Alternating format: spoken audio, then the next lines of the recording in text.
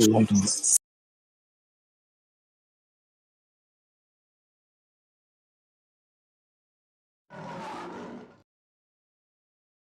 right.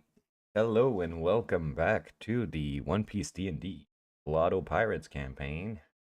We are on episode 95 this week, our 15th part of the Elat saga.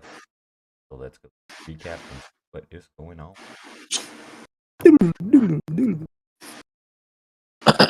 Alright. A tumultuous fight that encompasses the entire temple begins as the Blottos face off against snakes and sentinels all over. Murdoch and Kent twist and avoid the snake cyclones while their companions whittle down their targets with precise strikes. Borne and Finch soak the snakes and let off a massive current with Borne's shock dial. However, he is felled by the force of their blows, and Onya leaves Yiga to face them down alone to heal them. They regroup and finish off the snakes after Finch has a close call. Taking some time to rest, they continue deciphering the murals and learning more about the history of the Norns and their great conflict with the Black Wings. With a few more rooms to clear, the Blottos are on the cusp of something great, but will they make it there in one piece? One piece. Alright, been a while, but we are back in Elat. Let me get some music.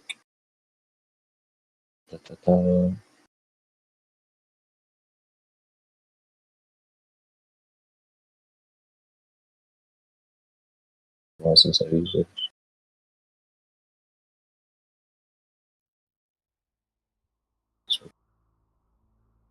Okay, so yeah, we are back in the temple for the time being. You guys have just taken a small rest. That's loud. Yeah, you guys have just taken a small rest and you are investigating. Well, you took like a 10-minute cat nap and Joko helped you guys out. I will say when that 10 minutes have passed, you will have disappeared. Shout out to him. But yeah, you guys were investigating the murals here in the temple. You've cleared all but 2 of them, and you've come across a variety of passages and texts, which can be seen in the handout section. And then you also found this poem that I keep stressing is important. Let me grab it real quick. There's a poem. Yeah. Boom. Otherwise, you also found a ring of attunement. I think you also found a slingshot. Anya found a slingshot. And then there was, a bunch of religious paraphernalia and a poem about Borne that was destroyed by Joko. So yeah, as you guys are reading this final passage, or this next passage, I believe it was the Tale of Folk Beater. I'm not going to read it again, but it is there. Otherwise, the stage is yours. Alright, well, which way to the next one? I'm getting a little, tired. I feel like we, might need to wrap it up soon. The other 2 rooms are in the top right and top left of the map. And then there are some chests that you guys have not visited yet. I think there's one in the bottom right corner where you guys are at, and then in the top right and top left corner.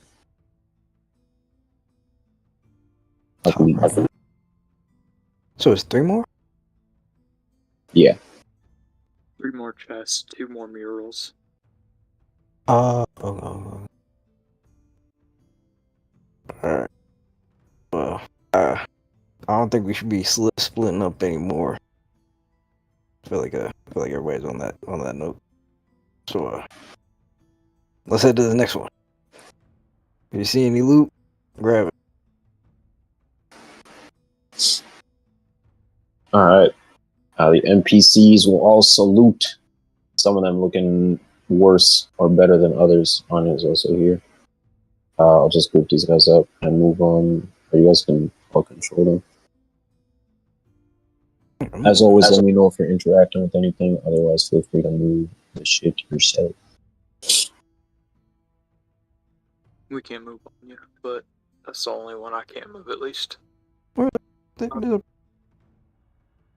What? The other NPCs, where'd they go?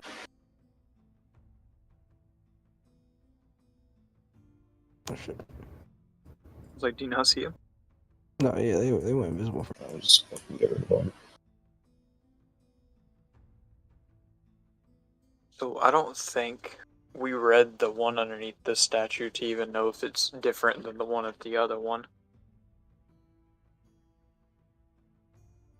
so let's check.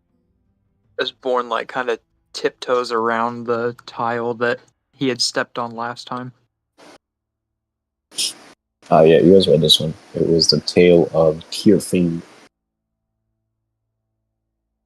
Okay.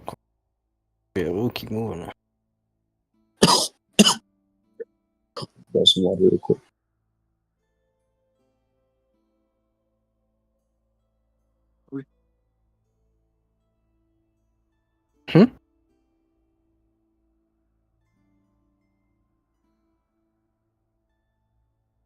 Oh, this is- Well, which one are we gonna go to, Captain? Let's flip a coin. Heads we go to the left, tails we go to the right. Take out a coin. Above tail, roll on 1D. Assuming one is heads. Oh, We go to the left.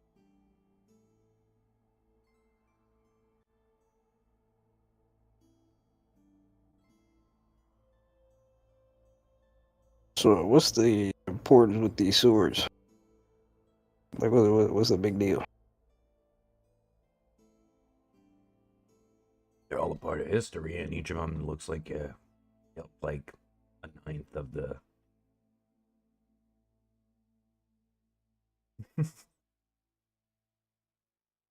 Black Wings. Blacksmiths. Arkwing. The Blackwing. They're bad guys? I don't know. It matter of who won and wrote the history. Although Duskwing wasn't the jealous dude. Yeah, I mean, Hey, y'all keep talking about him. Who was that? Before you joined in, was on last camp.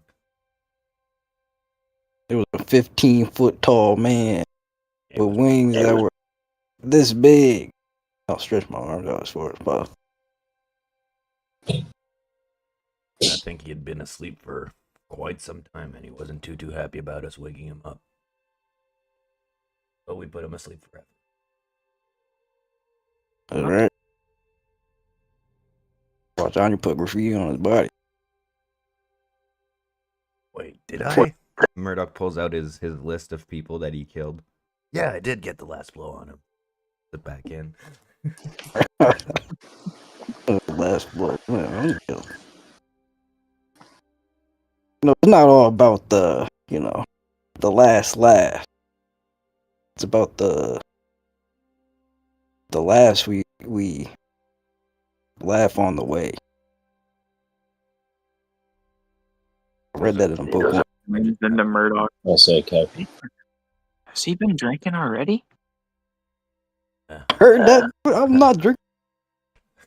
I just whispered to Borne, I think he's coping. Oh, man. Where is this room? Where is it?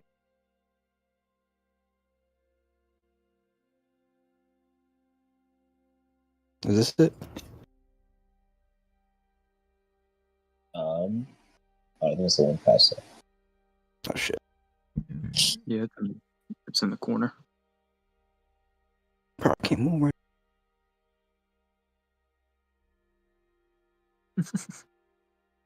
I gotta do a whole ass motherfucking.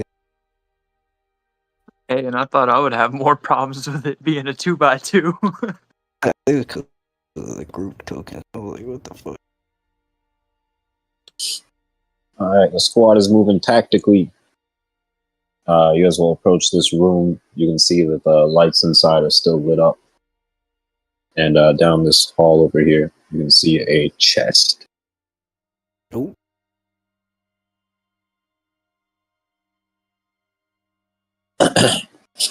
Alright, as you go over and pick it up, give me a 1d3. 1, 2, 3.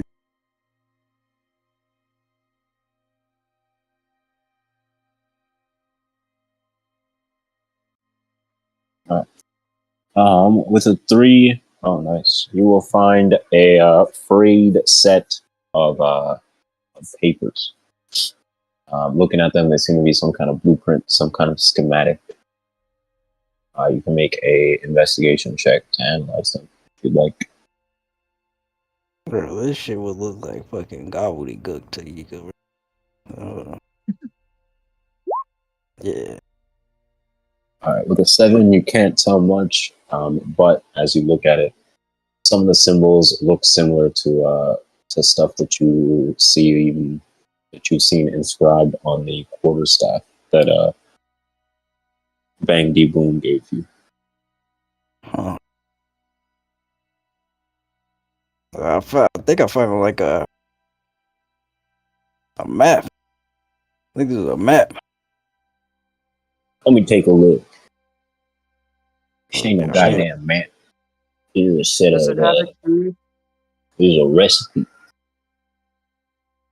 What? It's a recipe, Captain. You don't Oh, know sweet. anything What? about cooking. I've never seen any food that looked like that. Yeah, it's for a pot to make food. It's a recipe for a pot to make food. You make shitty food. I don't know how good the food is. I know if you made it, it would be pretty fucking ass. Uh-huh. Did you ever eat any of that pecan pie? No. Oh, yeah, that's right. Misery took it from you. Oh, yeah. How could I forget? Yeah. I actually gave it to her. Come on now. You giving her the pie, but you took her life. Yeah, well, I'll take back the. Yeah, well, I was going for the cake. I didn't get that either. Yeah, Yeah, we could I'll tell. roll it up. I'll put it in my pocket or something. My sack. I bet I got a sack. Alright, it costs, or it weighs 0.25 pounds. Please make sure you write that down. Yep.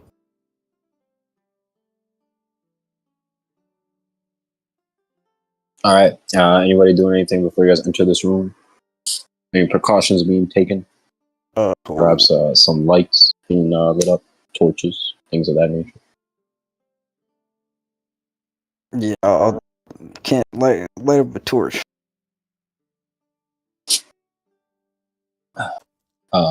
Let's see. If Kent has torches.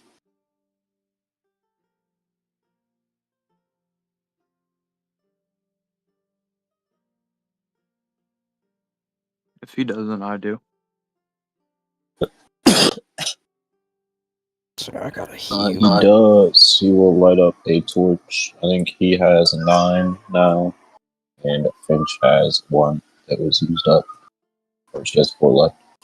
But yeah, Kent will be casting off light for the next, or for 20 feet around him. And dim light for another 20 feet after that. So basically, close to him, you will not have disadvantage from lack of sight. Excellent. Alright, Yiga will turn to Murdoch and Borne. They'll give him the nod. I'll say, let's do this shit. Wait. Why don't we do this right? What do you mean? So, we know how they activate.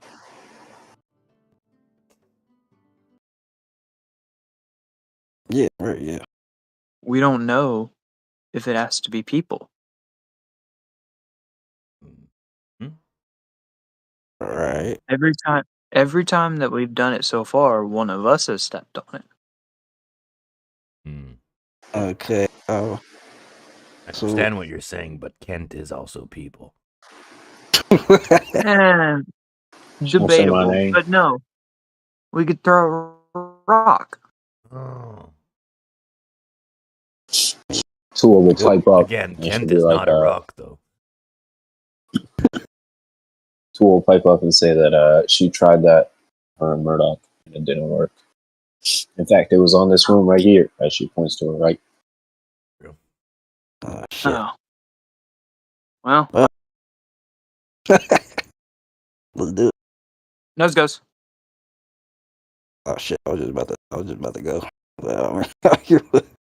Alright, Yiga. As you stride in, your foot crosses the threshold, and the whole temple will shake. Give me a 1d10.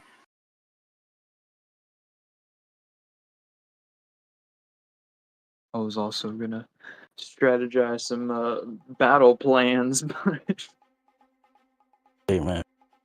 Alright, with a 6, you will see the ground start to well up as 6 snakes appear in front of you. Oh, God damn it. Back to initiative.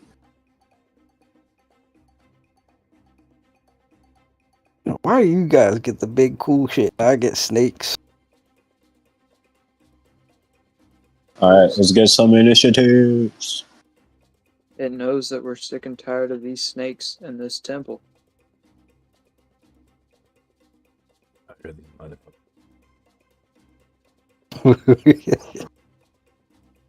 All my fucking APIs are open. Old goal.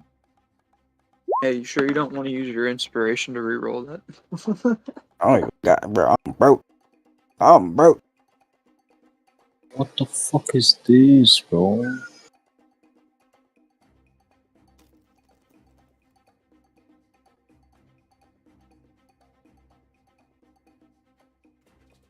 So this could actually work with still how I was wanting to kind of do a battle strategy of like keep the people who can't take damage from getting damaged. So basically, me and Yiga are going to be playing front line while everyone else can get chip damage in. What the f- Oh, they went all right then. Are you Hey, so man, you sure you don't want to re-roll that initiative? Nah, bro. Yo, it's good. It's good. I think that's everyone. As always, call any NPCs you want to play. Yiga, based on your proximity to Kent, basically all these things are targetable in terms of light. Bet. OJ to do. Shit, bro.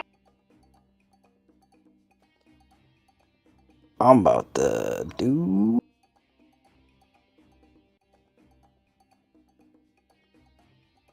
A flurry of blows, bro. Fuck it.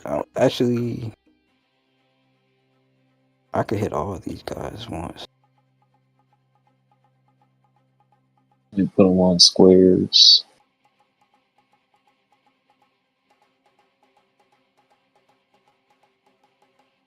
So if I get like, how close? Hold up.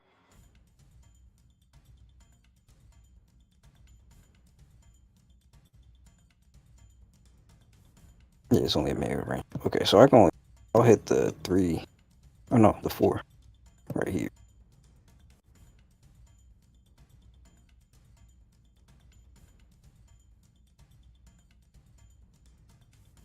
I'm gonna do a spinning low kick.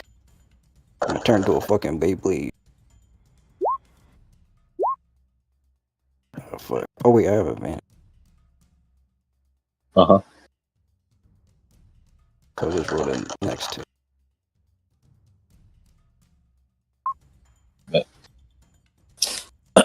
Okay. As you strike at them with 2 quick, what are you doing? Kicks?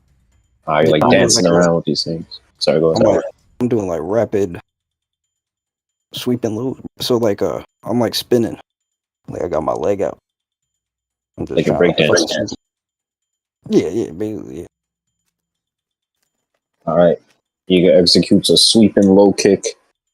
Two of these things will be able to duck underneath it, hissing and rattling. The other two will get kicked up. As they come down, both of them are going to try to smack you with their tails. You know.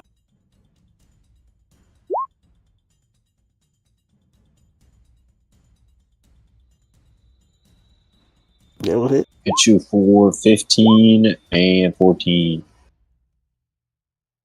Ain't no way. I just got 50 out bad. This guy's used his reaction, and this guy's used his reaction. Alright. Anything else?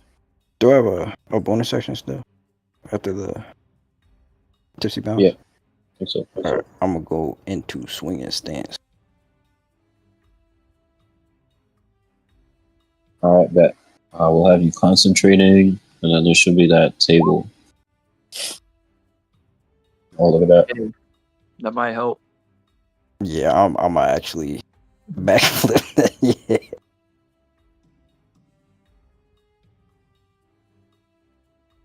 I know they get Alright. real close.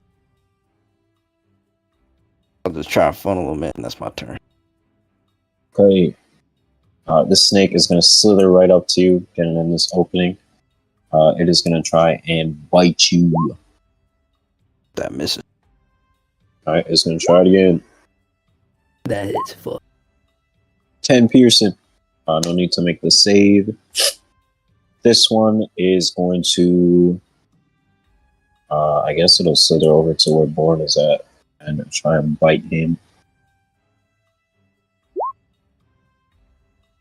The second one hits.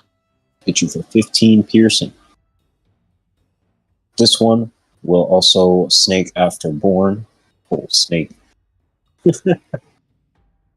Sorry. Is going to bite him twice. Both of those will miss. And the final one in this pack is going to lurch over to here. You will see like crane its neck around the wall and snap at you. Yiga takes a bite out of you. And it will try and constrict you. Oh wait, this can only be within 5 feet. So I guess give me a strength save. See if it can pull you in. That's not it. Let's go. Alright. Then we'll say the constriction will fail, as you are too far away. Alright, Finch. See what she can do. Melee attack. She actually does not have a lot of melee attacks. Rip.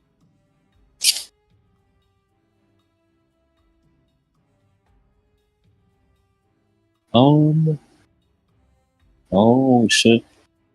Alright, she'll do some classic shit. She will take the help bonus action, using this to help both Tuo and Kent. And then she will get like right here and use the help action to help both Yiga and Murdoch.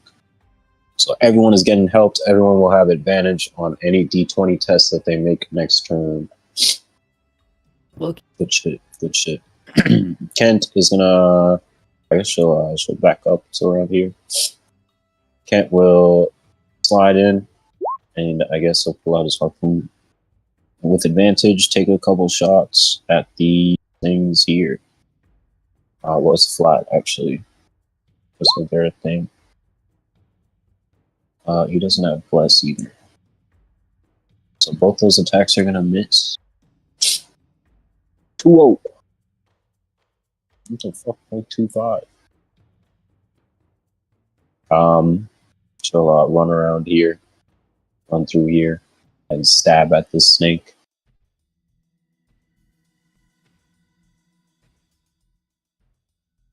Get that With advantage. Both of those will miss. And now she is right there with you. Alright, Murdoch, we'll go to you.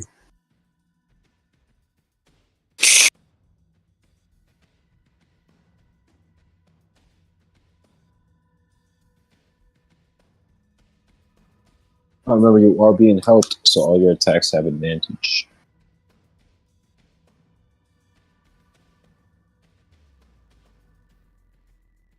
Oh shit, I'm muted. Wow, I wonder where he was. I'm going up there. Bonus action, elemental imbuement, and heck that motherfucker.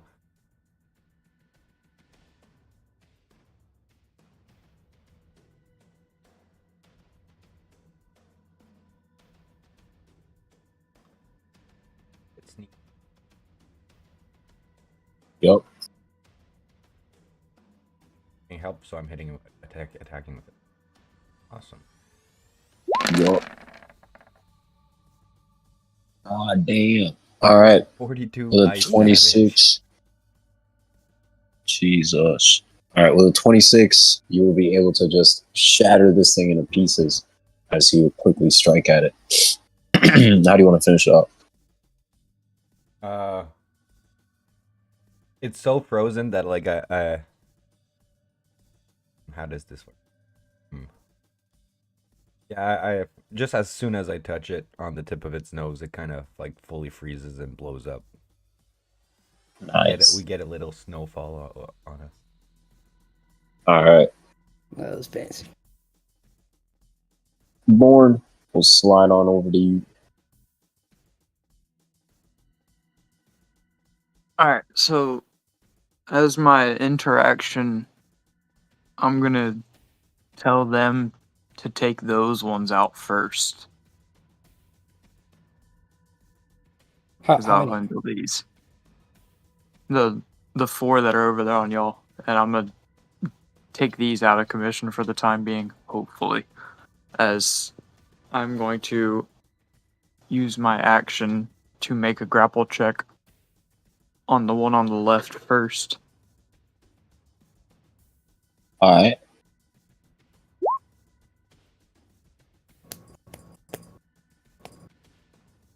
Oops.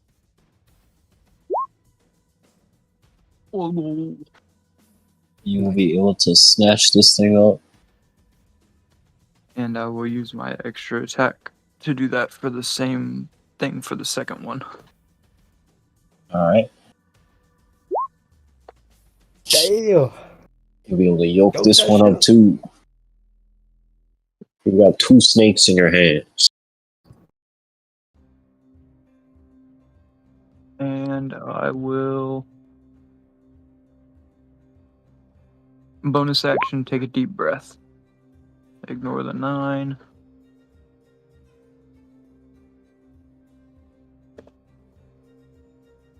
All right. That's my turn. We'll go over to this snake. It is gonna, I guess, take this one's place. Let me put this guy over here for clarity. Yeah, it's gonna get right up here, and then it is gonna start dancing, I guess. As it goes for a snake NATO. Oh my. So all 4 of you guys are gonna need to make dex saves. I'll roll 2-0 and Kent right now. That's 2-0 and Kentavious. None of those are advantage. So they both pass, so they'll take half. 2-0 does not have evasion yet.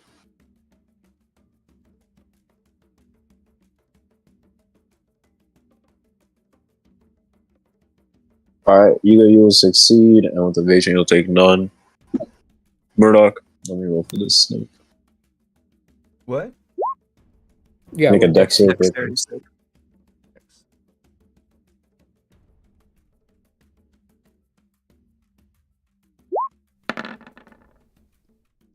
Let's go. Nice. Alright, you will also be able to avoid any damage. No. I have This faith. guy is going to go over here, and he is going to join the snake NATO. So both these guys are spinning. I'll use a blue thing to show that. So it's going to be another round of dex saves. This time we're looking at 27 damage. Dex. And Let's go. Let's go. Phew. Dex. Oh. Alright. I'll have to use some strong wills. Hey, 2 strong wills down. Kent is only taking half. Same with 2. Half is 14 in this case. Alright, they're getting pieced up a little bit. Top of initiative. Okay. Yiga will go So, alright, for you first, hold up. Let me go for this guy. 9.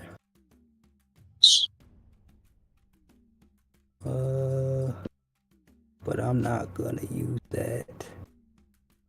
I haven't used this in a fucking long time. Could I use what's it called? Domination to try and stop the snake NATO? Sure, you can try. Alright.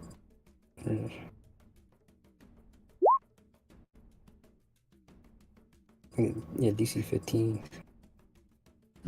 Alright, give me some flavor. What are you doing? Charisma save. Yiga is tired of snakes. I think he has a newfound hate for snakes of any kind. That's fucking crazy.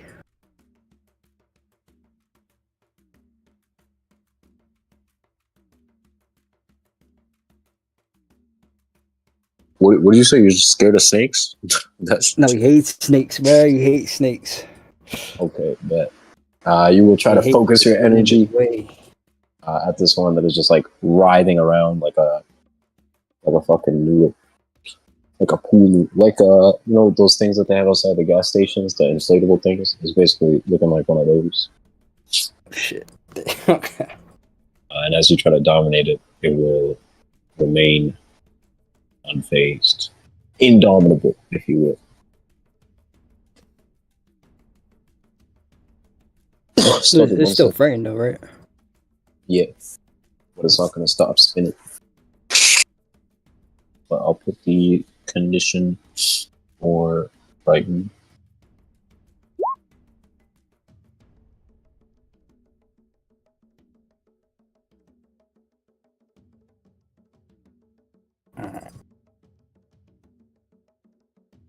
I can't do shit as a bonus action, I don't think. Actually,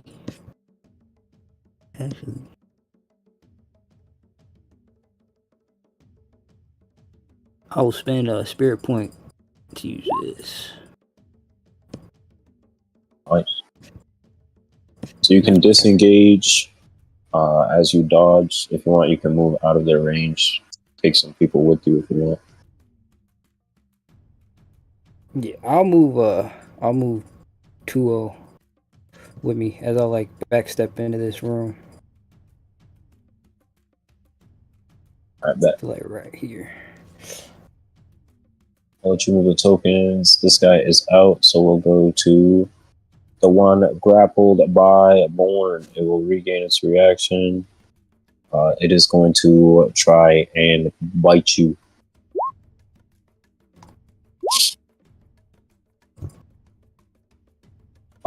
And I guess it is going to try and constrict you as well.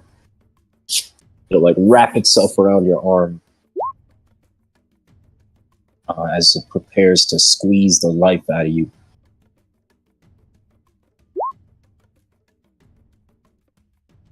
So yeah, while you are grappling it, this thing is restraining you.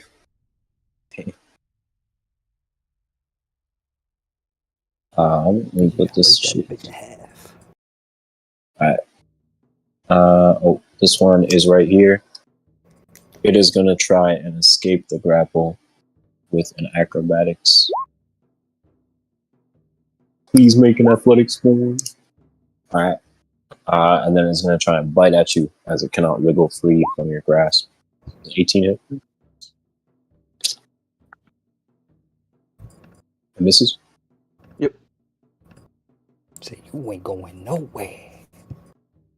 This thing has been making a bunch of saves. Actually, I don't think I had it make the second set of saves. I sort of take. Alright. It's just gonna join the fucking tornado. Why not? So it is gonna be another set of saves. This time only Kent and Murdoch will have to make it. For 51 damage. Fucking hell. Dex save? Yeah, DC? 15. Yo, Kent has to save to stay on one. No human determination used. Alright, that was Kent. He is not. Murdoch keeps dancing in the snake storm. Hold on. Ally. Oh, tough. Alright, bet. So yeah, that is going to be enough to knock Kent out. He has human determination though, so it's just stand up. Oh, I was looking at the wrong fucking strong waves. Who got marked down? Was it Finch? Who? Oh, actually, in that case, should Kent try to save out of this? Turn an 8 into 15 with strong waves. Does he have all three? Honestly, I think it's better for him to just...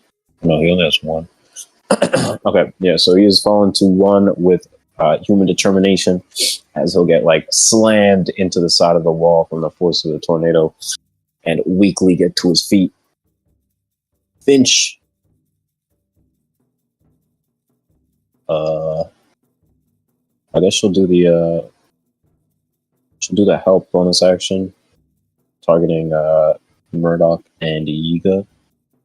And then as an action, can she heal maybe? No spells?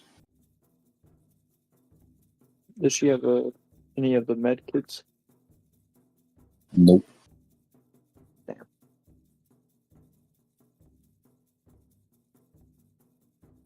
Yeah, she'll just let off some shots, I guess. These are at disadvantage.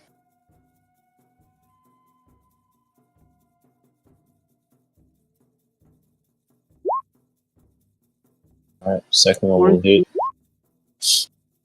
for a decent amount of damage on this snake. And then she's going to back off. Kent is hurting. He is going to back up, I think, and use his resources to heal himself. Oh, he doesn't even have any fucking healing spells. This guy is dog shit.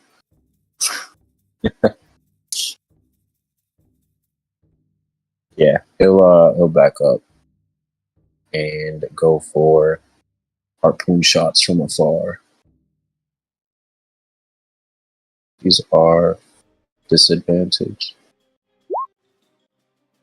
Both will miss. 2-0. She'll slide over here and throw her dagger at disadvantage. Oh, that hits. Nice. And sneak attack will proc. Nice, good damage. And then she will drop behind this wall for cover. Murdoch, we'll go to you.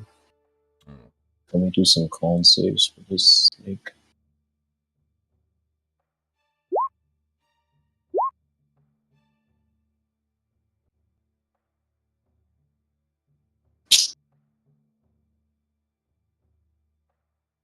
So all 3 snakes in front of you are spinning around. Do I still have advantage, or?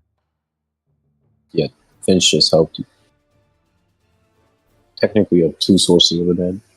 If you want to go for a called shot.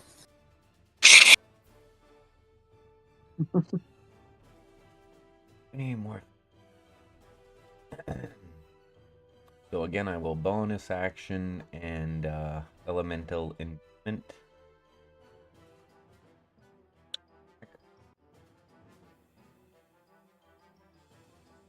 Oh, cool. 2-sword style. Lion's guillotine. Nice.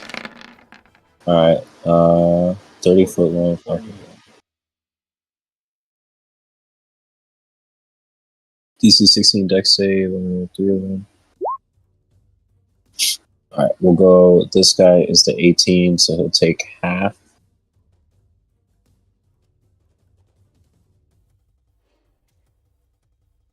Okay, I assume we'll take him out anyway. Alright, one quick slice. The second one is going to get the full damage, so that is also going to be able to take him out. And the last one, oh shit, he had damage already. So nice. Murdoch with a clean triple kill. You will sever through these 3 snakes. We're starting to get the hang of these fuckers. All right, guys, it's all cleared. Everyone will look mildly impressed. So Kent will be like, here, can't they're catch. done that early. What do you mean? All right, Borne. Here? We've been fighting them for all of 15 seconds. Borne will go to you. Yeah, they're all gone. Here, can't catch. Whoa. Instead of actually throwing it, Borne is gonna take his fist that has the snake wrapped around it and just like throw his fist into the wall, try and squish the snake in between him and the wall. All right. Let's do an attack roll, and we'll take the damage and have it do a strength save.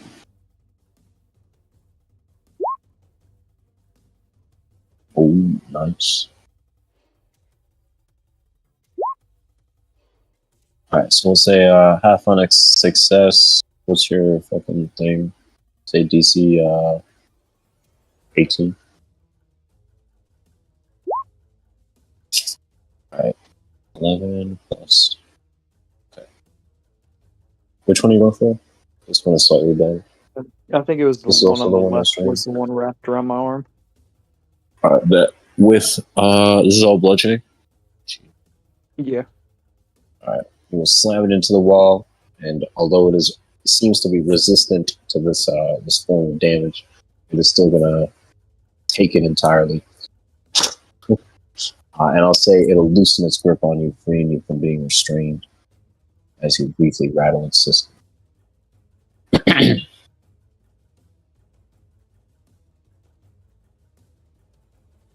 have my extra attack as well there now. Yeah. Yeah, you're good. I will try and smash both of them together. Since now, like, I have them both free dangling, just kind of like slam their heads together. All right, bet. Let's do another attack roll and another set of strength saves.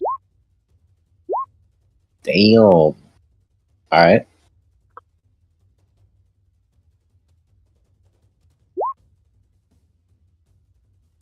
Okay. 14, 17. All right.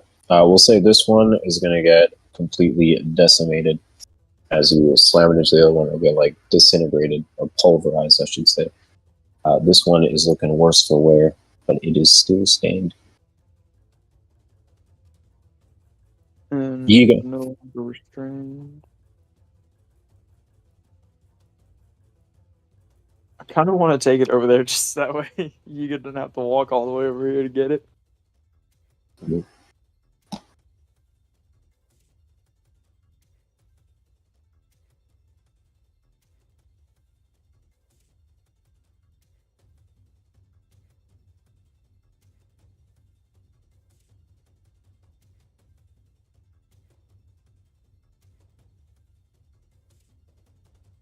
Can you make it over here? Yeah. I'm I'll take that. I'll take that as a yeah then. I'm run over there and just immediately fucking drop kick this it's grapple, right? Uh-huh. So I get advantage? Nope. No. That was alright, it don't matter. I'm gonna drop kick it. Where's that? Here it is. You have advantage from other shit though. Thanks for telling me, kid. 24. 24 will hit. That take it Big out. damage. It's still up. Yup. Alright, I'm gonna just as I'm drop kicking him, I'm like, oh, I do have this. It's gonna turn to a fucking bicycle kick. Oh shit! Wait, advantage. Fuck. Fuck it, flurry of blues. Rabbit kick.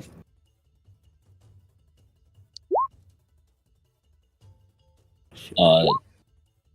22 and 27 will hit. Alright, big damage. It is still standing though. But just barely. Yeah, that's it. Oh wait. Uh, I forgot about what's it called? Oh. Hold up. Nice. Oh, let's try and start again. Bruh. Okay. Alright, hell yeah. Alright, this snake is going to be flailing around, biting at the both of you guys. Because of these effects, both of them are going to be at disadvantage. One at Yiga, one at Borne. We'll go to Finch. We'll say that she will just daintily step over here and begin reading. Kent is going to try and steal the glory as he goes for a harpoon shot. Actually, he will stow the harpoon, and you guys will see him will draw a cutlass, a rapier, as he stabs at this thing. Bro, a rapier? He's Wait, this is a short sword. 2-0 will, I guess, go over here and chuck a dagger at the snake.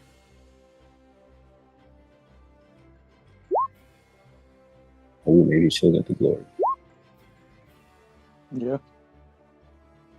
With that, that is actually enough to finish this thing off.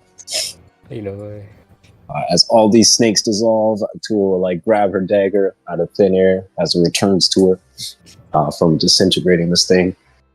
And she'll be like, well, someone's got to do the heavy lifting around here, I guess. all right, don't get all up and about it, kid. All right, just did a good job. It was a real Good job, kid. You did better than Kent. Hey, remember you were Our bragging about reputation not knows. taking any. Remember you were bragging about not taking any damage. Hope you don't wake up tomorrow. Jeez. All right, now let's not do You that. almost didn't wake up 10 seconds ago. Alright, Finch will begin reading. The Tale of Grod. In the great battle between Fang and Deimos, Fang's defeat was due in part to the actions of a winged fishman named Azrael. The traitor was restrained and brought to the great city of Inca, where he was bound by chains and held between massive bonfires to either burn alive or starve to death. 6 nights of sweltering torment and hunger, all the while Azrael roared for Orn. On the 6th night, Orn finally appeared and asked the fishman who he was. The fishman responded, "We have met before. I am the Terrifier, the Battle Stirrer, the Sleepmaker, the father and son of Ragnarok. On his greatest creation. I will wield Garrod." No one knew of where he came or where he went, simply that he had the power to wield the blade that Orn had forged from the most volatile of stone, Chaosite. Orn ordered his freedom. He flew into battle against a duo of great Blackwing generals, Stoke and Bryn. Wielding Garrod, it was as if he could reshape reality at a whim. That blade was cursed with Orn's rage and wonder, a slave to desires beyond anyone's understanding. Azrael struck down Stoke, who wielded the powerful Kiyoshi, and used Garrod to fuse the blades together. All powerful, he struck down Bryn, the force of the blow splitting the sea and skies itself and tearing a slab of skin from the great serpent itself. Azrael proclaimed the new land as Odnar and stabbed Garrod into it, disappearing with a flash. By Azrael's hand and Orn's will, 9th of the Blackwings were vanquished. There will be a note underneath written by Theo Gunn. I once sailed with a fishman named Azrael. I wonder now if he was this fishman's descendant. The island Odnar comes up intermittently throughout history. Some fragmented legends speak of its curious ability to disappear and reappear in a different sea every few hundred years. Chaosite itself has many names: Chaos Shards, Worldbringer Seeds, Dynastone, etc. I could write papers on its properties. It is truly magical. On the island of Kuraigana in paradise during the Age of Heaven, the gods of war were said to have clashed with a being from a star beyond this one that was Chaos incarnate itself. Perhaps that encounter warped their fundamental properties. It would certainly explain why my inquiry has been so confounding. Crazy shit. You guys will see Onya is a little shell-shocked, we'll say, as she's reading this. And it'll ring some bells for a few of you guys. The name Kuraigana is familiar to Murdoch, the site where Phobos has been telling you to go to for some time now. That's where Daimo's supposed to be born. And supposedly, or obviously, the name Azrael rings a bell with all of you guys, as well as the phrase Anya's greatest creation. Really makes you wish Lucas was here for this one, huh? What the God damn. Murdoch, you said Internet. Deimos is wanting you to go to Kuragina? Phobos wants me to go there. Apparently it's where Deimos will be reborn.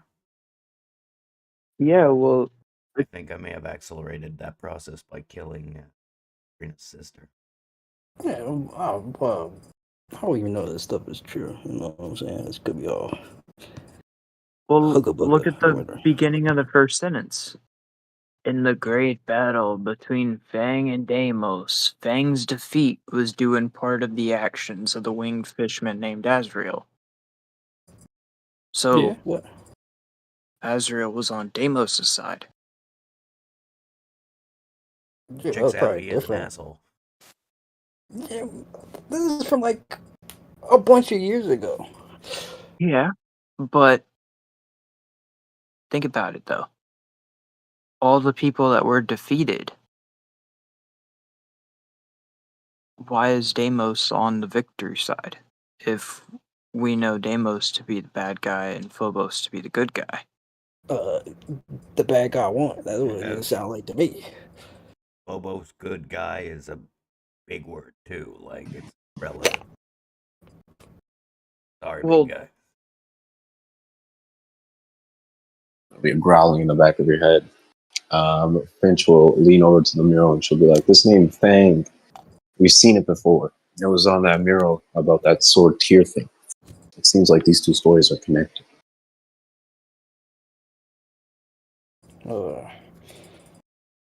Anybody got any, like, something like the, not saying that I'm hurt or anything, but like, if they did have something, who got that? What'd you say?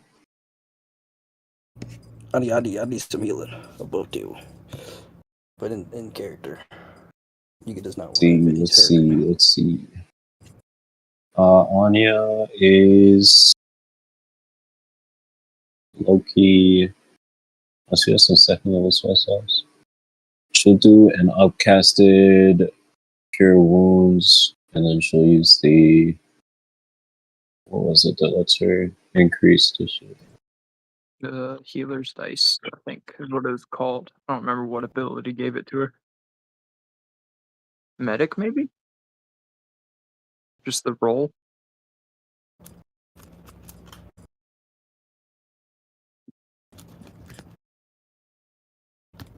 Yeah, she'll just hit you with the cure wounds.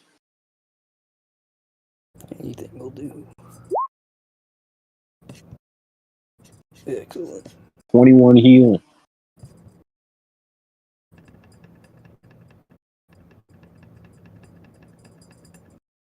Alright. Anybody else need healing? Probably can't. Yeah, Kent's fucked up right now. She will hit him with the outcasted cure wounds as well.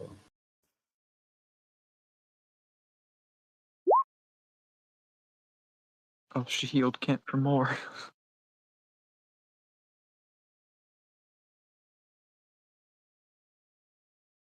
Alright. No, I can't need it. With all that being said, we're gonna have the camera flash past you guys as it zooms back to the town, though, or his village. All right, keep there. Bang dee boom.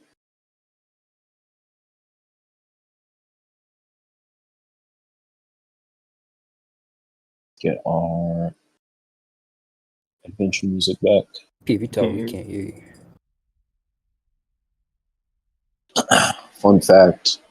Can you hear me? Shit, I guess fun fact. Yeah, we can hear you. Fun fact. I was thinking of doing a bunch of tier lists for the 100th session special. I remember last time. But for 50, we did Jeopardy, which was pretty fun. So maybe we can do some other shit. I don't know. Tier lists are just an idea, though. If you guys have any ideas, feel free to say something. Word. I'm not against the tier list idea. That sounds kind of fun. All right, bang, boom. The camera will go past or back to you. This is, I guess, like a day or so into the Blotto's travels. They've been away from the village for about 24 hours now. You are hard at work, working on your submarine, your weapon, all that shit, and puzzling over this strange box that Orson Murdoch gave to you. It bears the symbol of your family. And then you saw it briefly as you turn it over in your hands. Otherwise, the giants have approached you with a plan to attack the giant fucking statues later today. And they give you a chance to try and test out your weapon if you want to follow up on that later. But for now, your time is yours. What would you like to do?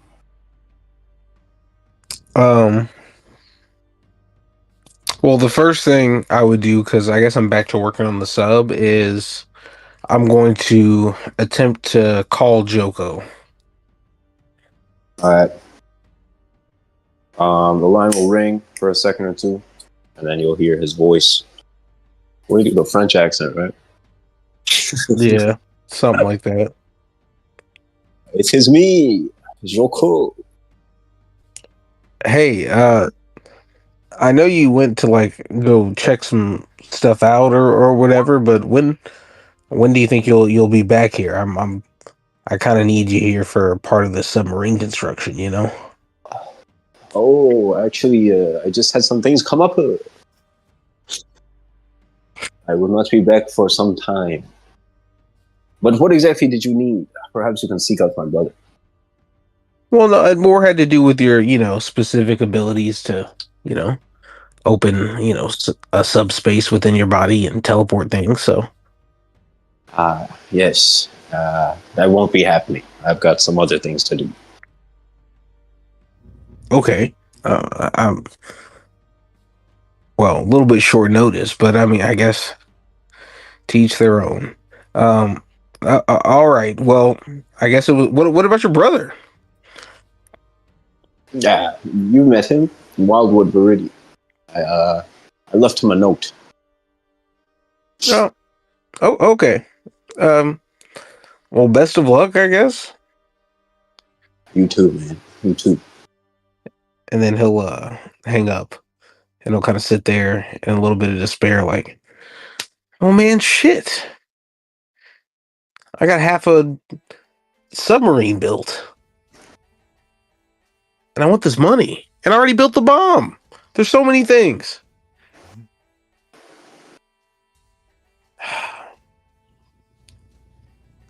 I guess I'll wait for those other guys to get back, but I mean, if I want to do this myself, I can breathe under there, but the pressure's a problem. So, I'll start to try to put some plans together for a more personalized kind of suit form to alleviate some of the extreme water pressure. I don't know if I have to roll a check for that or anything. Like a diving suit? Basically. You feel pretty confident in your ability to make a diving suit. The real problem is a time crunch. You can make a check to see if you'll be able to see if you'll be able to whip one up in time. We'll say engineering or Smith's tools. DC is 15. Okay. I think this is something I can use guidance on. Yeah, sure. Can you go to a map that's not this big map? Because, This is the smaller map. I'm just Is it really that big? I'm just saying 16. it's messing up my stuff. So Is this one big? yes, that's good. This one is so much bigger.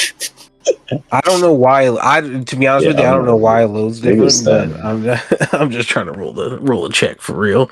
And you said Arcana or Smith's tools? Yeah. Okay.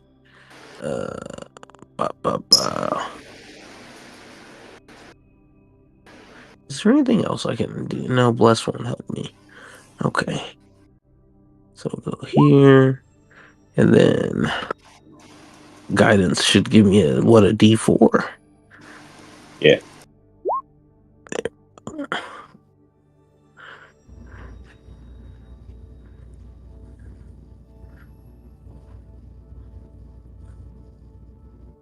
Sorry, 1 second. Okay. All right. With a 30, you do some quick maths. You'll come to the conclusion that you will be able to whip up something to alleviate the pressure. It's gonna take some sleepless nights though with your schedule. There is a chance that you will be heading into the bombing day with a few levels of exhaustion, depending on how good your constitution is.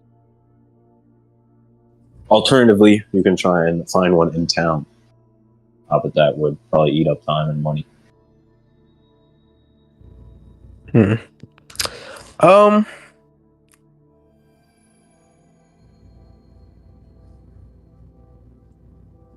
Well, what if I make not a diving suit, but just like a diving bell? Do you know what that is? Nah.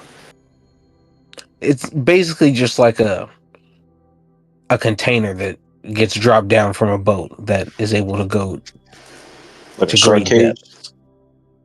Not a shark cage. It's much more contained than that. Okay, so it's like a mini submarine. Submarine on a rod.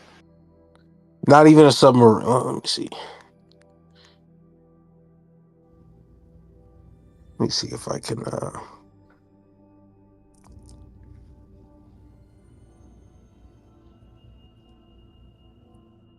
me see. I'll put a picture in the Discord. That's like the most basic idea. Oh, interesting. Yeah, you could. Either this looks somewhat complex. I would say you would be able to reconfigure the submarine that you have in one of these pretty easily, but from scratch, with the time that you have, probably not. Probably not going to happen. And there's no way in hell that you're finding something like this in and around town.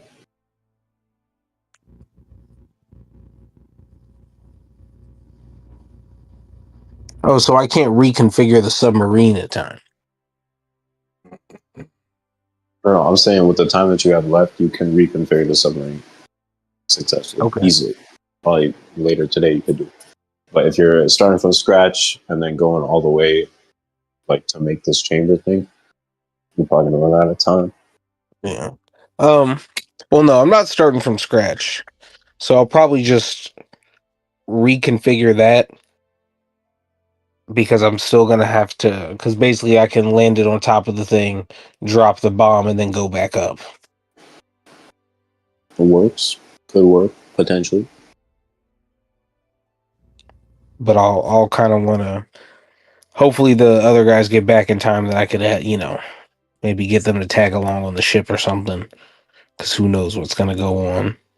But with that in mind, I would kind of go back to that box that I got.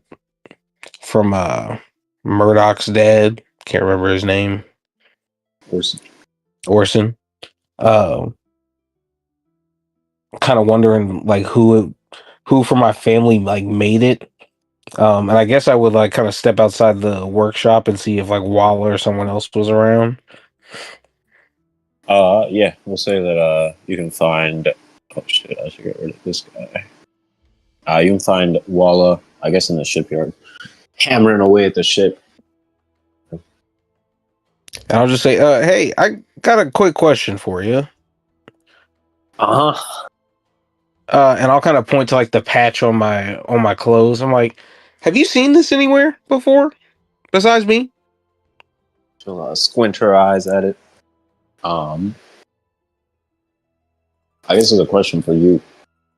So Walla is, I guess, above table. She's a relatively accomplished pirate. She's been up and down Paradise, up and down the New World. There's a good chance she's come across Water 7 once or twice. She's been to places like Elbath. She's kind of been all over. Someone that is obviously more experienced on the Grand Line. Do you think that they would be familiar with the symbol of your family? Are they fully contained to Water 7?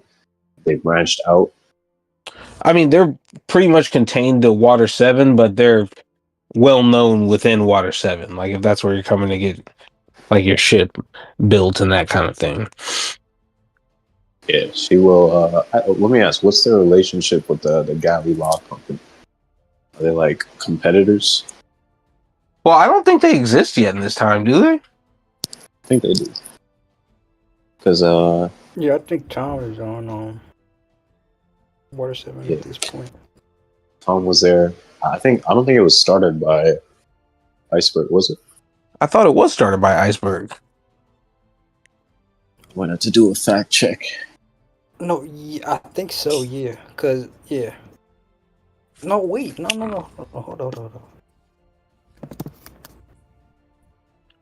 Cause then Tom started, but he was gonna give it The to. company It's which been has established for recently. 7 years.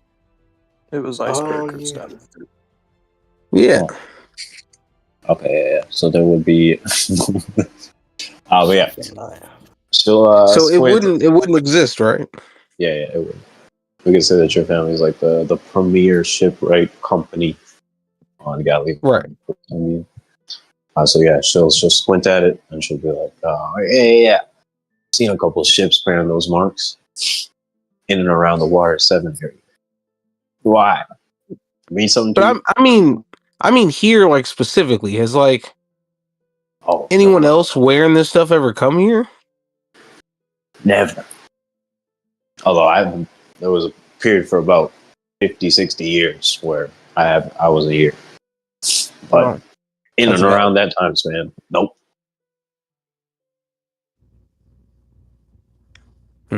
Okay. Well. Do you have any place that has like, I guess, books on I don't know, like different like materials and like, you know, like powers and stuff? I have some old notes in a chest at Paul's place. I can get it to you later, or you can go get it now. Yeah, well, I'm actually about to do this thing. I'm gonna make a diving bell because the clown guy isn't here. But yeah, if you could get it to me later, that would be great because I do have something I got to work on. But yeah, I had a curious thing come up, and I'm trying to get some more information. She'll give you a nod, look at you curiously, but she won't really expand on anything. As a fresh wave of giants will appear with a bunch of lumber in hand. She'll start barking out orders to start splitting logs. So yeah, then I'll kind of go back to what I'm doing, but then because I still have the object that I got from Orson, right? Yup, the cube. So yeah, kind of as I'm looking at it, I'm just trying again to get a better understanding of the material it's made out of, because you said it was kind of like reactive or kind of like naturally reacting around it. Yeah, it's almost like some super cool fluid. It's just moving around the surface of this tank randomly. Give me a engineering check or a Tinker's Tools check. The higher, the better. And you can use that. Okay. So yeah, I guess I'm gonna guide myself. Let me know what exactly you're doing to investigate. Okay. Well, yeah. Once I'm back in the kind of like workshop, I'll kind of put on some like thick ass glasses that look like they got like a jeweler's loop on them, and I'm kind of like trying to stare into the material and then like probing it to see how it moves. All right, when you say probing, with what exactly? With like let me see what I got. I know I got some tools in my bag.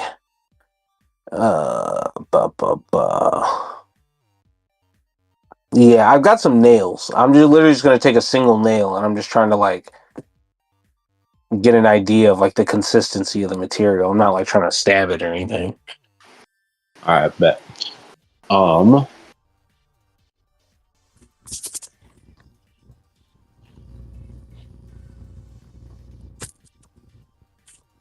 Okay. 22. All right, couple things. As you're staring at it, with your visual examination of the materials or of the metal, you'll see as you take a closer look that it almost seems to be like, I'm assuming you'll get like a magnified glance at it, and where you're expecting to see like solid bonds and just like a solid framework in general, everything seems a little bit more fluid. It almost resembles like a piece of flesh rather than metal. It's like a fusion of the two. Piece of steel or metal or some type of alloy that is somehow alive. As you're prodding it with your nails, you'll see that there's like tiny sparks, tiny little bursts of power of electricity as the nails make contact with the surface of the cube. With a 22, you'll be able to surmise that it's almost as if the cube is trying to establish some type of electric connection between the pieces of metal that are touching. Oh, and I will say, as you're looking at it closer, you will see like very faintly on one side of the cube, there is 9 little like LED lights almost, arranged in like a 3x3 grid on the top of the cube. Each thing has a distinct color. One is white, the other one is black, and then the last 7 are the colors of the rainbow: red, orange, yellow, green, blue, indigo, and violet. Okay. So with what I observed there, I'm actually going to get out my my elemental cannon, and I'm gonna I'm gonna set it to hear me out. I'm gonna set it to lightning. Okay. And so I'm gonna kind of have it next to me, and then let me see what I have. And then I don't know if I need to make a check for this, but basically I'm gonna take like all the nails that I have, like even if it's just like like a couple handfuls of nails, and I'm gonna go over to my forge and melt them down and try to kind of put it into like a coil like shape that I can basically tie around the barrel of my cannon and then put the other end on the object. Okay. So you're using you're connecting the cube to the cannon with the coil? Yes. All right, bet. And I'm going to try to basically use the lightning cannon to send like low levels of electricity into the object to see what the reaction is. All right. You do some electrician work, unplugging some wires, moving some shit around. Anyone passing by the shipyard will see the lights outside will flicker for a moment as you're setting up the final things. And then you're using the cannon to power the cube, essentially, or give it like a burst of power. All right. Give me a. Are you following like OSHA guidelines? Like, are you practicing safety here? I'm assuming you got like a safe distance. You got like protective gear on, things like that. Yeah, I mean, I'm already missing a leg from a tragic work accident, so I think I'm pretty. I think I'm pretty set on following the rules to some degree. So I'll give myself some distance from the cannon. But basically, I'm just gonna like call command. I'm just gonna basically command it to slowly increase the amount of electricity until we see a reaction. Okay. What's like the ballpark of your cannon's damage? What's the damage dice? 3d8? Yeah. I mean, I can roll one and see. That. Let's see. Where is it?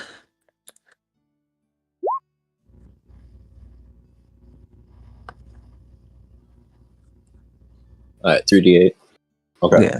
So I can't really. I'm not gonna give you like a fucking amperage reading. Right. Yeah. I'm gauging it off of the reaction to the object.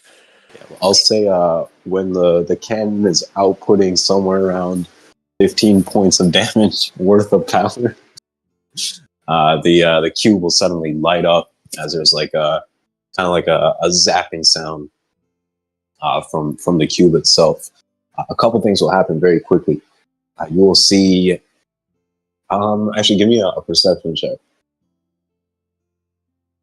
See if you can see. Okay, and I will guide myself. No. Too quick. No time for that. Too quick.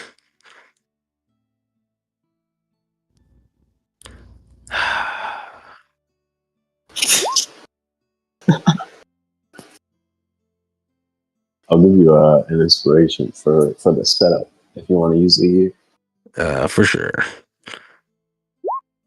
Is this a strong will applicable thing? Oh no, that's okay. All right, was it 23? You will see there is like a bunch of microscope, like the width of a hair almost, tiny pieces of like razors that suddenly and quickly fly out of the cube in all directions.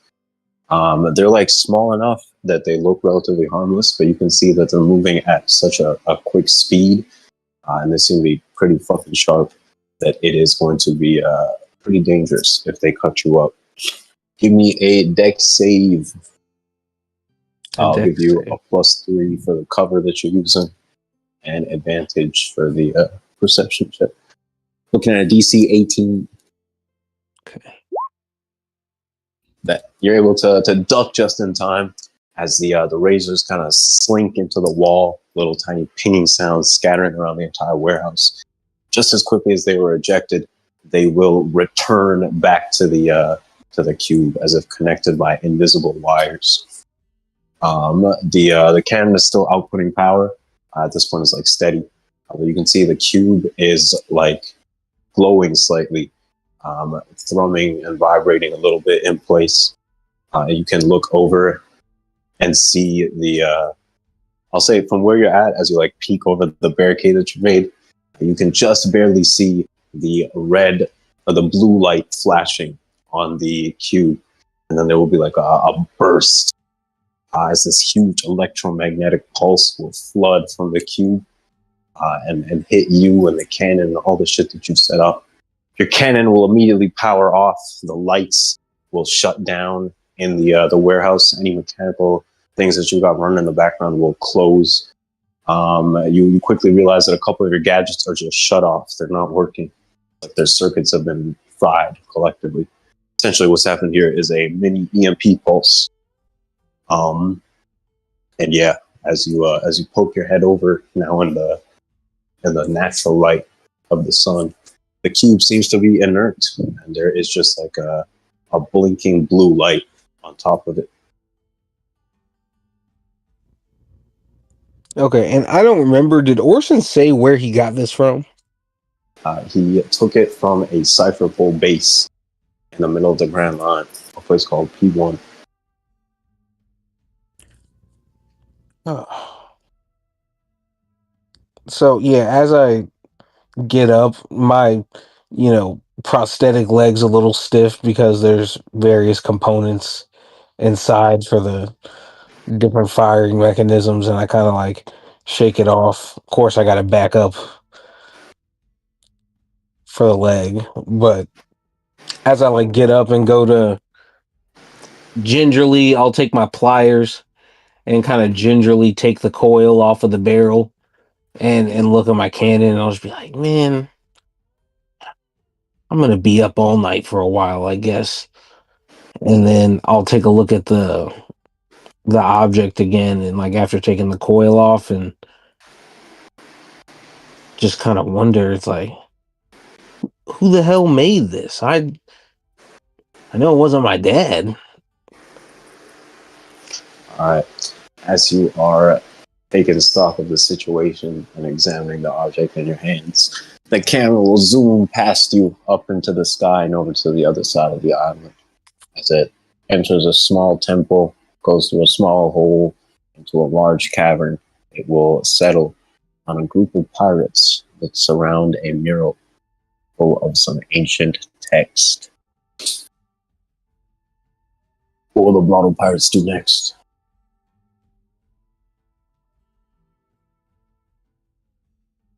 Oh, The no, Blotto probably Pirates are the gonna. same thing we've been doing. You said what? Said, I don't know, probably the same thing we've been doing. Yeah, we going to the next room.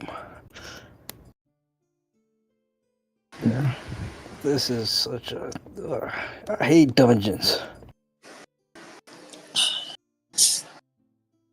Two will be like, then why are we here, Captain?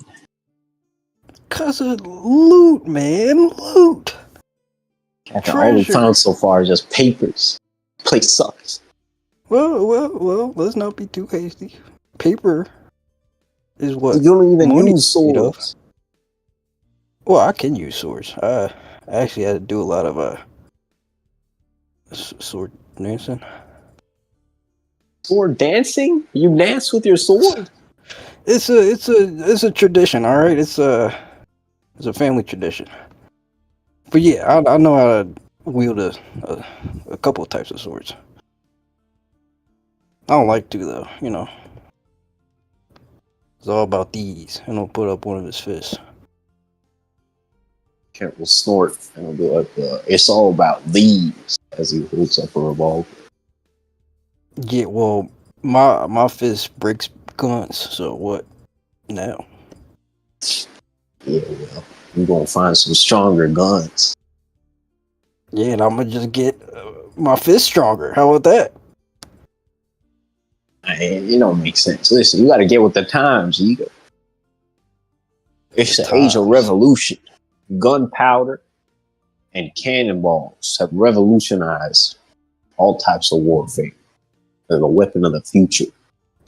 You remember that fair that we went to in Bollywood? They had just revealed the Thunderer. They called this one of the greatest coastal weapons of all time. It's going to replace the cannon soon. It's a bunch of heavy artillery rounds, decimate anything away. Any ship that comes by. Listen, all that fancy dancy technology is well and good. But at the end of the day, nothing beats the fist. Got one question for you, Ken. Have they figured out how to make uncuttable bullets? Most bullets are uncuttable. Yeah, they're usually too fast to react to. Have you seen anyone that can cut a bullet? I can catch bullets. You're looking at one. Oh, yeah. I'll believe it when I see it. Matter of fact, we can test it out right now. All right. You're barely standing up at the moment. Let's not go there. I would be shooting you, man. Yiga can catch them and throw them back at you. You've seen him do that multiple times to other people. It's true. Can you handle Murdoch after he does cut your bullet and then he's at your throat with that same sword? Mm-hmm. See, Borne gets it. Oh, shit.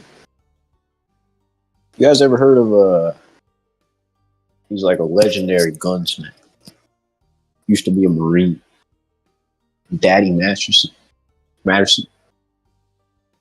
His name is Daddy? Yeah, he's like a big time bounty hunter, I think.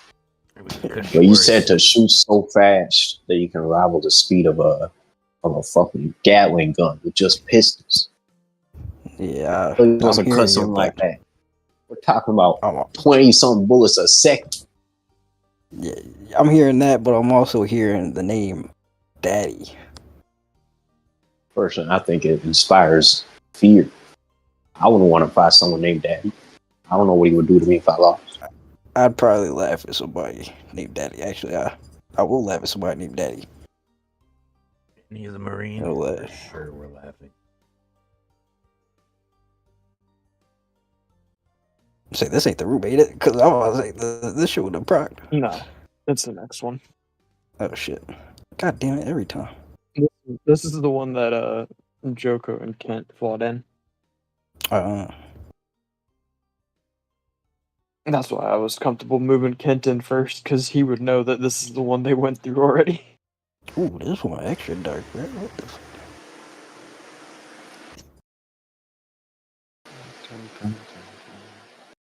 Alright, feel free to do any setup. You guys can see that there's wait. only what seems to be one open. Yeah, this one's a little closed off. This might be Yeah. treacherous. What? Yo. I put him there because he's got the light, so if y'all wanted him to be of any I use thought in he was this, going for the has chest. light. I was like, no. If you want him to go for the chest, he will, but I just put him there hell because no. he's got the light for us. You go mush count the way you gonna go for this chest. You know what they call that, Kevin? It's called a loot goblin. Give me a D2. Yes. What? A D2. D2. Oh, 1. Alright, we'll find another piece of paper.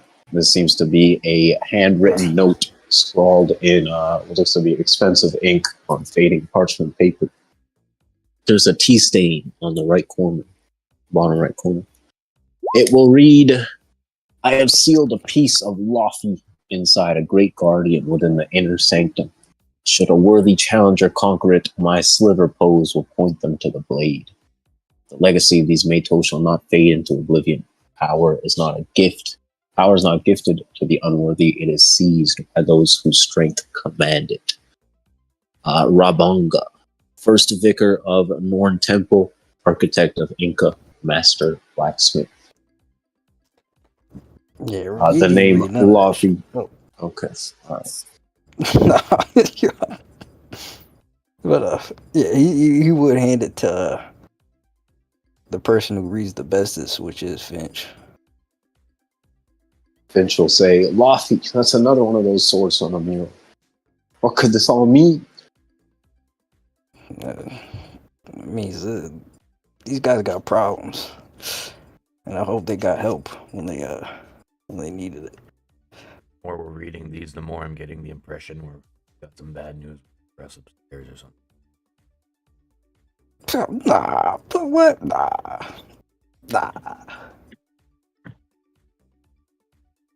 All right, everybody got their shoes tied. Everybody ready? Wait, someone step in front. I don't want to be facing down somewhere the fucking. Okay. I'm right You want the torch? No, you take the torch. I'm right behind you, Murdoch. Come on, first mate. Do the first mate shit. You hold the dang torch. Hold the torch. I'm holding the torch. You're stepping in front of me. All right, anybody want to take the honors? I got this, Captain. All right. Everybody ready? Yeah, let's do this. So I'll give you a D10. D10. I rolled last time, so it ain't going. No, your luck might be better than mine. Me? You do it, Dire. All right, anybody. You want to roll the D10? Just don't get a 6. Yeah. Alright, with an 8, the room will shake as you guys will suddenly feel a surge of heat coming from the floor. There'll be a sound of like shattering glass somewhere as the fucking stone underneath your guys' feet will burst with fire. And there will be like a pillar of flame that erupts, forcing some of you guys to dodge around it. Everybody give me a deck save. DC is a 17. Mm-hmm. Alright, let's do 2-0. At least anyone with danger sense, it will trigger. I don't think anyone has danger sense though. Alright, that's 2-0. Can we do some strong wills? In my strong will. 2 will succeed.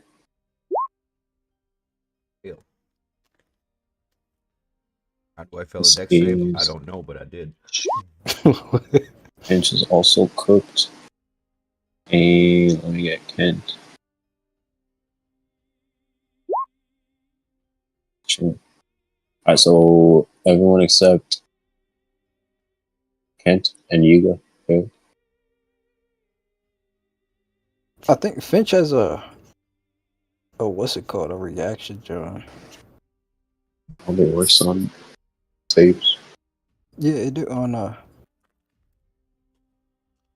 oh no, it's when a foe succeeds. Never mind. Yeah.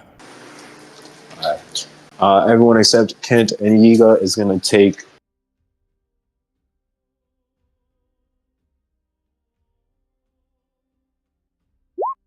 27 fire damage. Kent and Yiga will take half on a success. I mean, doesn't evasion make me take half? Yeah. Half that. Nice. Alright. The NPCs are looking banged up. Alright. Well, no snakes, right? Like, guys. That's right. So it's only taking half. Let's see if Finch is still up. She's taking a full 20. No snakes, but I hope everyone's okay as he's like tapping out a bit of flame on his shirt. And I just had Finch patch this up like a few weeks. The hell is the point of me holding a torch if the whole damn place is gonna blow up? There was no way to tell. You know, it's just kind of luck is a draw. I'd rather deal with fire than snakes, to be honest. At this point. Alright, you step towards the mural and begin to read. This one looks to be the longest one yet. Oh shit. Anyone want to read it? One throw is kind of sore. I'll give you an inspiration. Let's go. I'm gonna do no voice for it. This is the story of Deimos' demise. With Deimos having seized Tyrfing from Fang, he was unstoppable. We prayed for salvation, and the Serpent Lord Harley answered us by sending us an unstoppable force. The great ancient giant warrior named Attila. His size and skill were unmatched, and his might demanded a blade of the most superior grade. He had been cursed by the forest god and blessed by the gods of war in the same breath, towering over anyone that dared oppose him. Orn forged Ares in a single night, pouring the last of his own borrowed life into it. That blade was cursed by Orn's rage and power. It was said to hold such power that it would bring about Ragnarok and destroy the very world itself.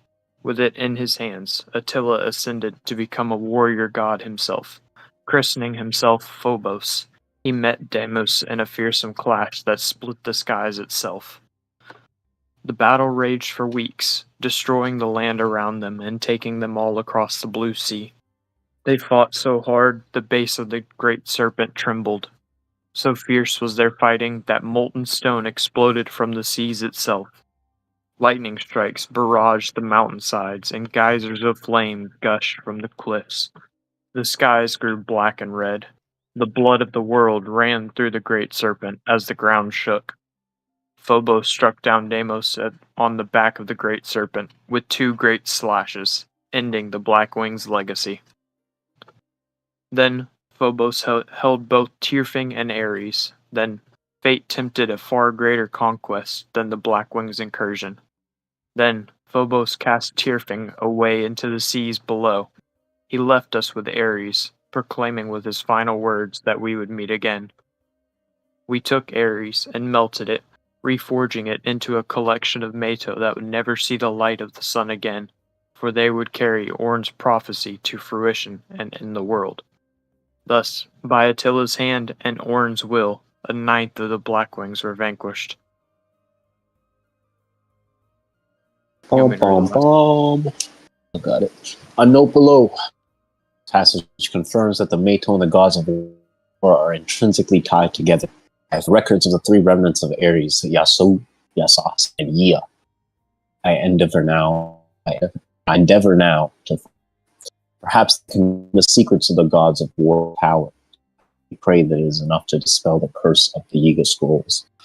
There is a text of great import to the Mink tribes of Itagaki that speaks of a method to awaken Ares' true power.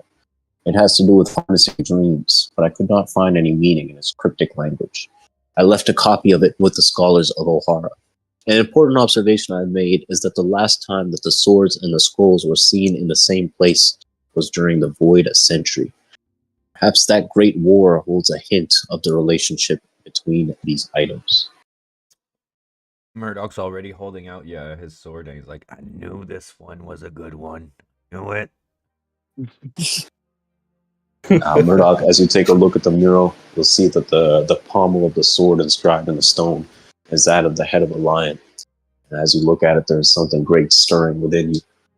Only you will see this, but one of the eyes of the lion on the pommel of the blade, or the picture of the blade, will suddenly grow with like a purple light. And you will feel this like great sense of sorrow within you, as if it's not quite yours. You're kind of feeling like a secondhand rush of sorrow.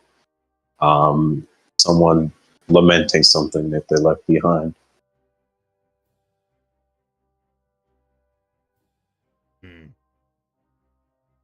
Wondering here if this Attila guy is Phobos, the one that I have, or if it's just the first guy that had Phobos, that had my devil fruit.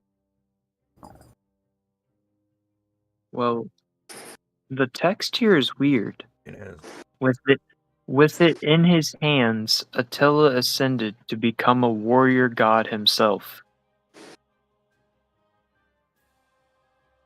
So,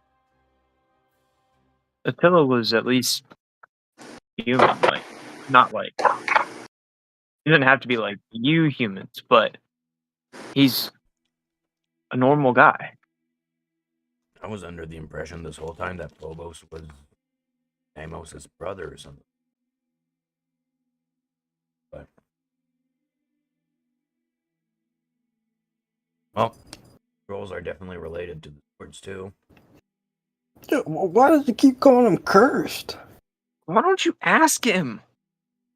Who? All of us come to different understandings of the message.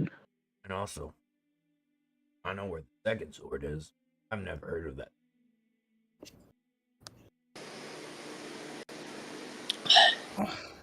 Where are the other swords? Finch will ask. What do you say? Sorry. The other swords? You know their location? Yeah, well, there's the one I have right here. The sauce, I'm pretty sure that's the one that Katrina Dare wields. Still close to getting it that one time. Yeah, I've never heard of that one. Where did you get that sword? From the king when I killed him. Back on Mint. Which we also found out wasn't just the king. Okay. No, I'll never get my grandma. Grand patricide. Also regicide. Kind of a two. Yeah, the sword was... The king would carry it all the time with him, but I'm pretty sure he acquired it around the same time that he got my devil fruit. Probably got it from the same place. How did they get them? Maybe that's something you can follow up on. Try to figure that one out.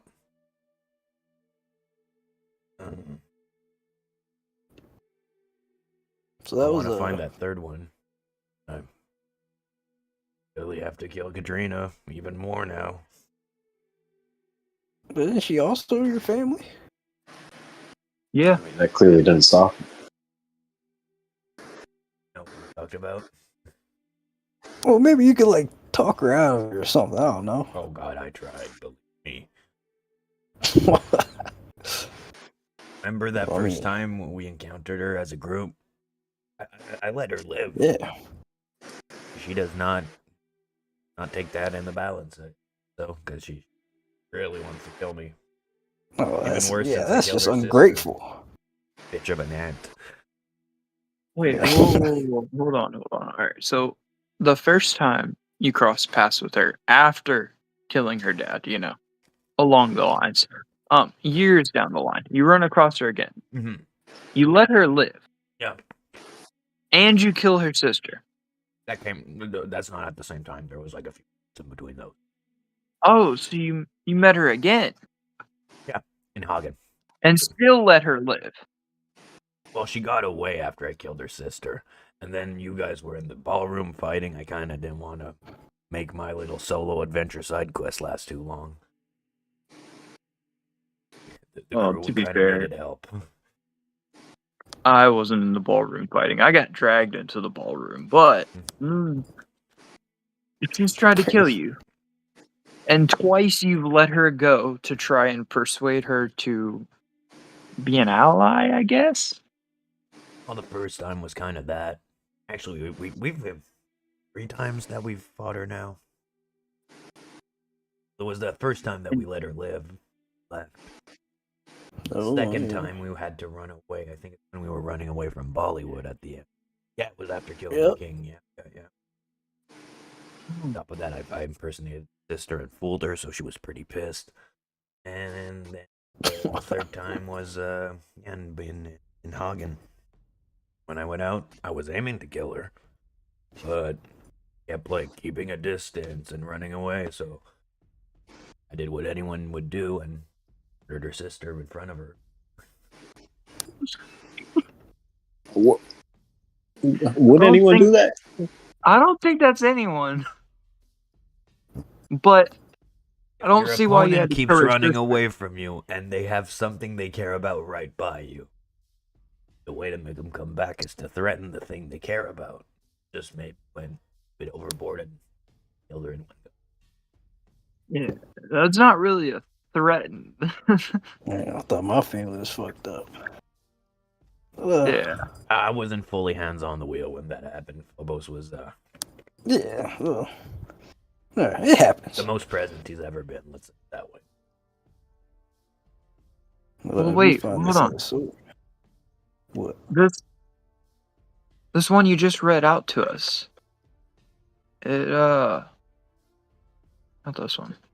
Was it the other one? It was the other one. Talking about Gerard? Yeah. No. It was the note. It was the note.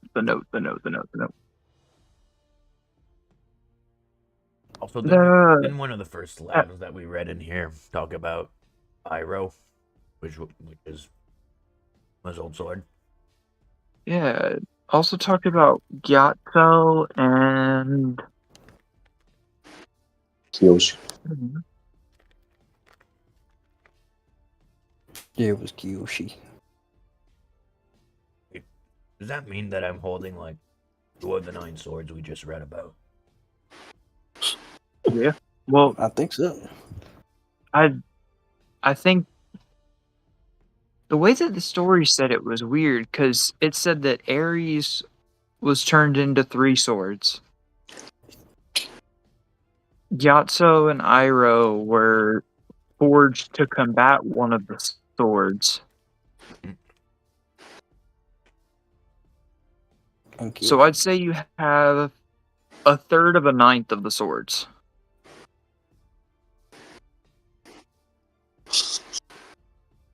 Not to me. So what are the freaking odds that we all end up on the same crew?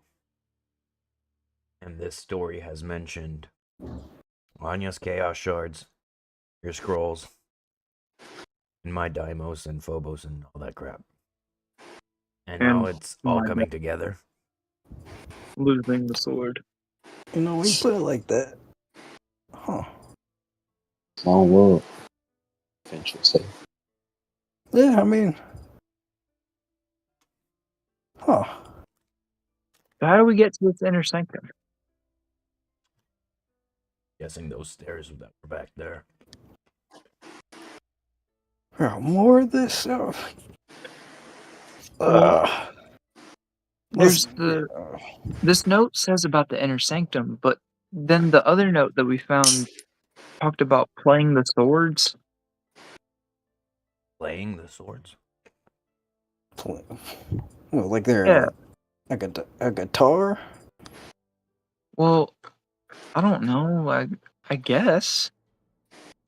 That don't make sense. Could you drop it in chat again? Because it's past the scroll point.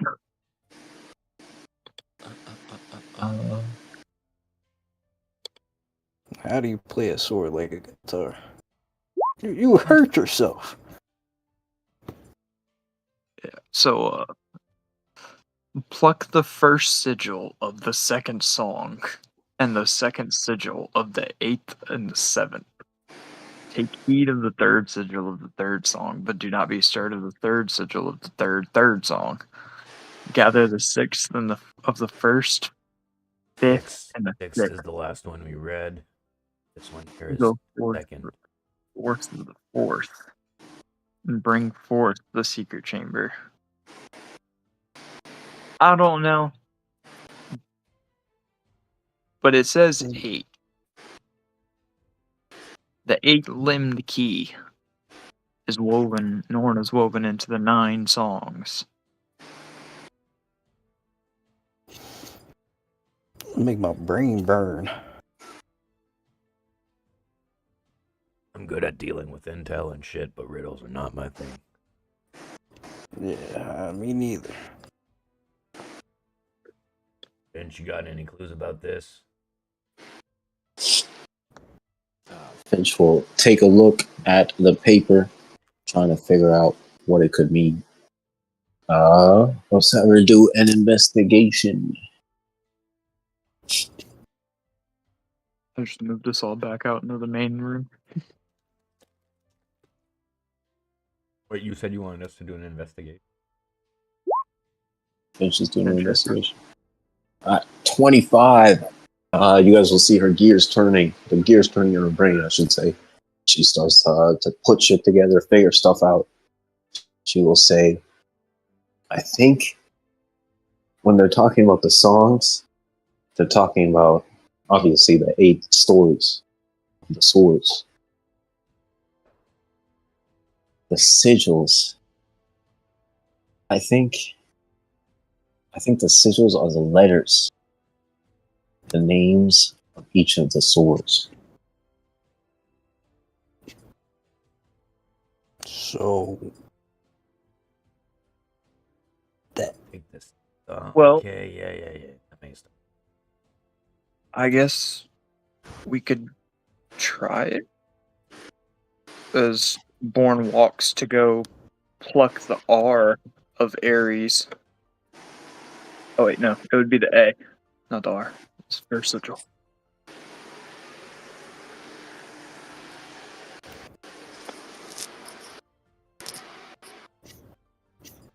You say you're gonna what? Sorry, you're gonna what? Pluck the A. All right, how exactly are you plucking the A?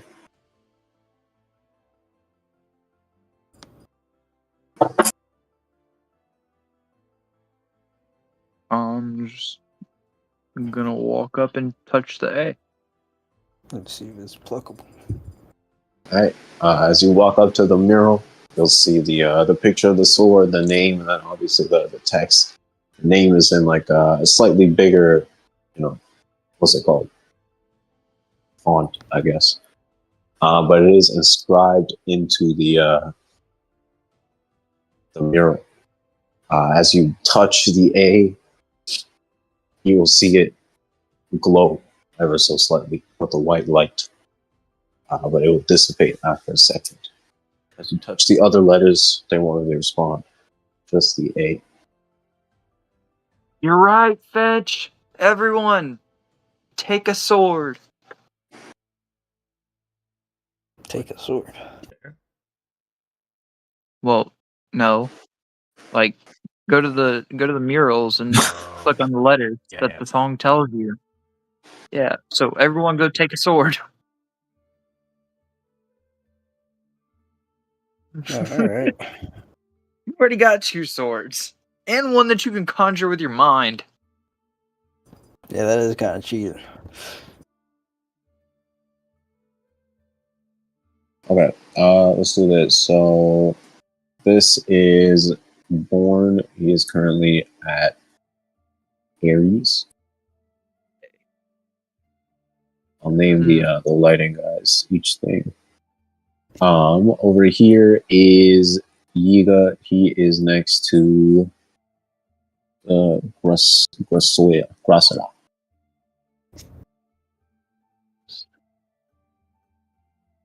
That. What do you guys want going over here? Murdoch?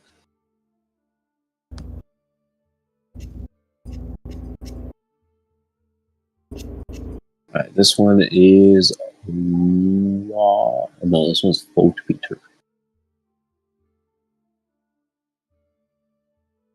Who do y'all want going here? Do you even have it?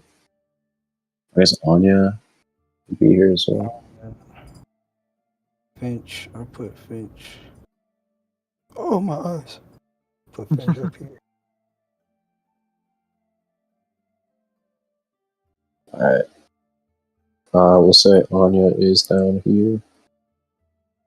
So Onya is next to Spearnew.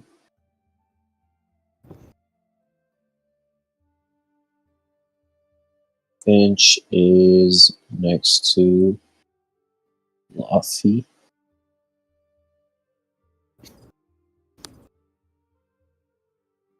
And you guys are shy, man.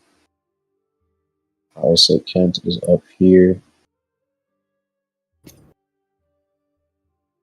Next to Garad. And we will put what's her face down here. She is next to Dan Sleeve. Dan Sleeve. Alright. And then no one is here, but I'll put a fucking to you anyway. Next to Scope Mode. Okay. So yeah, what is everyone doing in each room? I've been grab that. Yeah, y'all gonna have to figure out the letters. Huh. Yeah, huh. Which one is this one? Grassoya? Grasso. Was the 5th.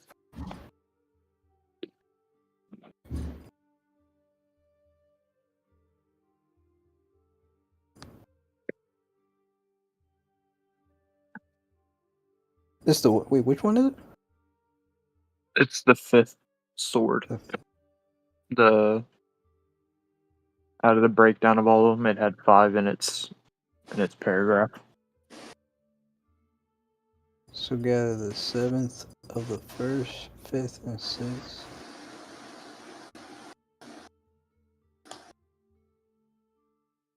So A? Alright. As you reach over and touch the A, it will glow ever so slightly. Oh. The other letters won't respond if you touch them. It did something. It like glowed up a little bit.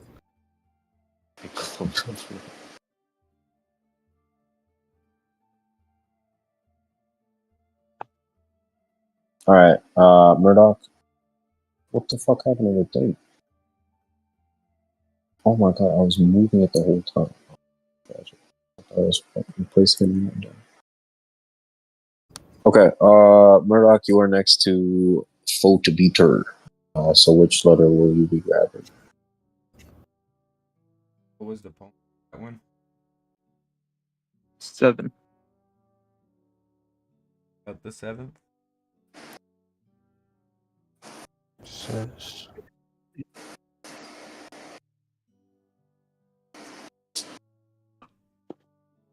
Gather the second.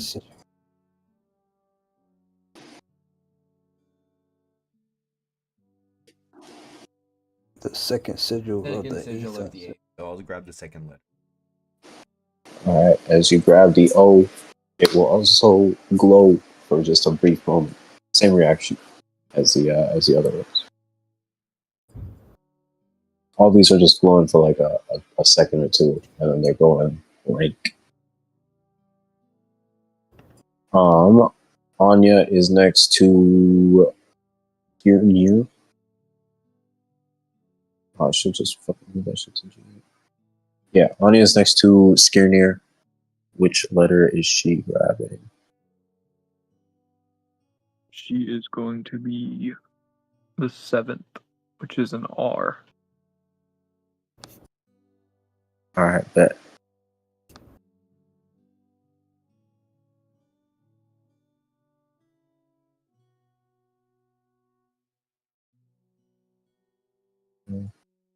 Okay. So Anya will grab the R and it will what's it called?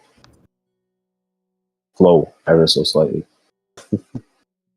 We'll go over to 2-0, who is next to Dan Sleeve. 4 is 4th of the 4th of the 4th. So she is going to be on the N. Sounds good. She will have an N and it will glow up to Kent and Finch. Kent is next to Garrett Galad. 6 was 7th, so it is a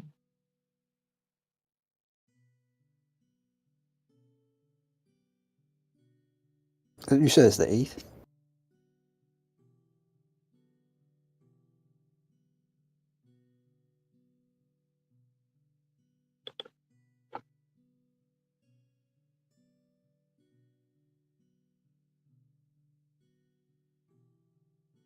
Do there. Yeah, and there. Whenever we read through the garage, it says 6 nights of sweltering torment and hunger. On the 6th night, Orn finally appeared.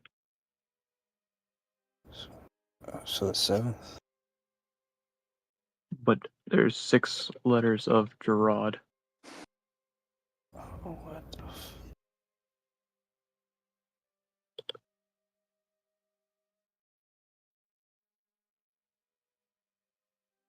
So is it this?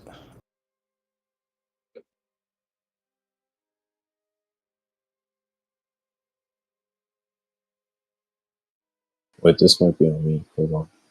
Yeah, that's what I was thinking. Because I was like, it says 6 in it, so it's the 6th one. But here's only 6 letters of Gerard.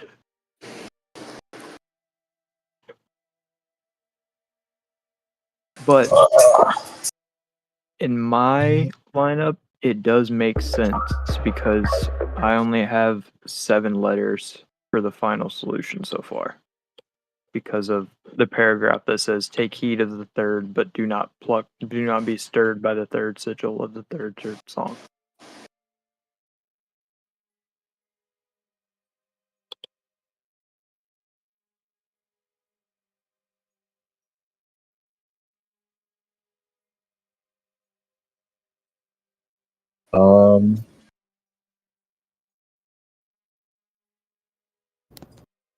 Yeah, I don't know what the fuck. Well, it's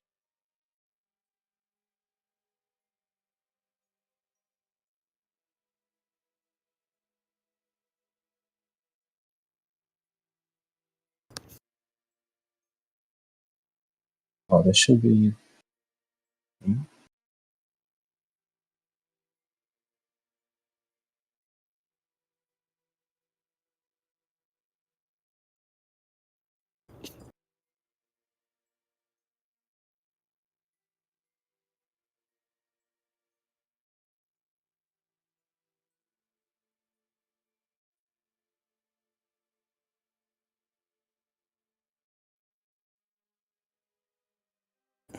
Oh.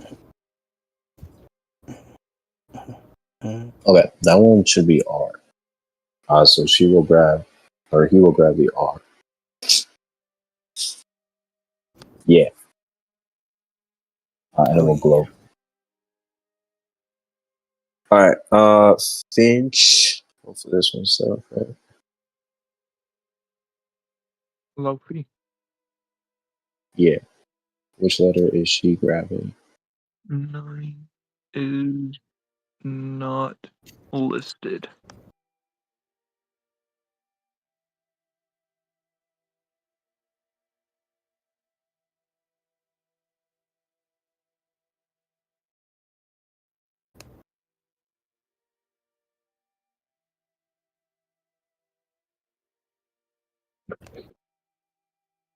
Let's see.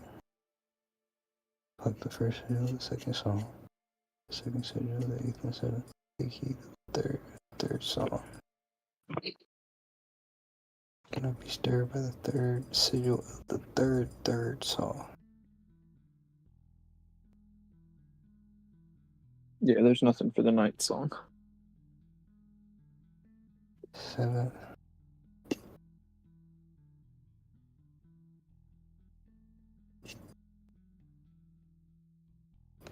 Second, 8th, 7th, No, 3rd, 1st, isn't it 5th, 6th, 4th. could it not be like the third song? Think about it. That would still be, but do not be stirred by. No, 3 is like, Yeah, I get what you're saying, that the third would mean the ninth song, but I'm saying that, but do not be stirred by the third sigil, so that sword would still be left out. okay. Also, the other note that we have, it's the piece of Laufey is inside of the Great Guardian.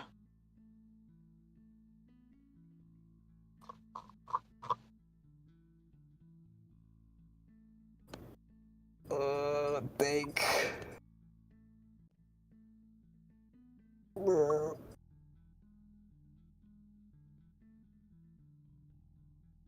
I don't think it's really a think thing, man.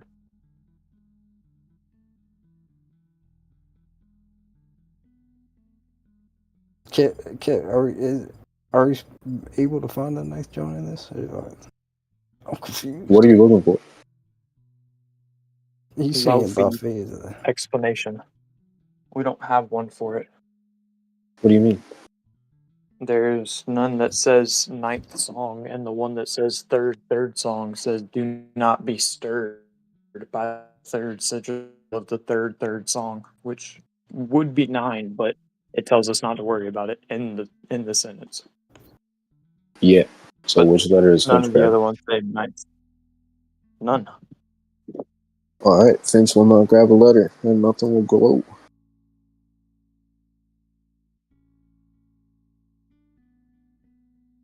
So, you guys have a bunch of glowing letters. What next? Did anything happen? Something happening? All that you guys would have seen are the letters glowing in front of you. No sounds, no visual cues, nothing else from anywhere else in the temple. Just that brief little thing. Well, I think we coordinate and play them in the order to make it a song.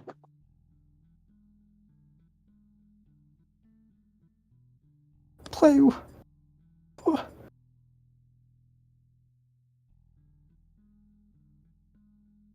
Well, I think the song tells us the order.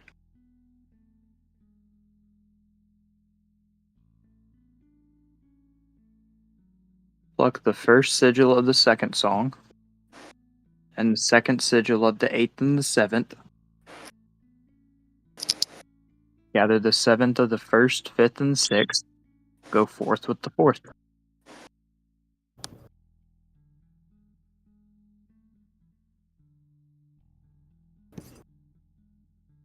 Oh, we need to regroup. We regroup with our letter. Cause this is now confusing. with the fourth. Mine was A. Mine was also A.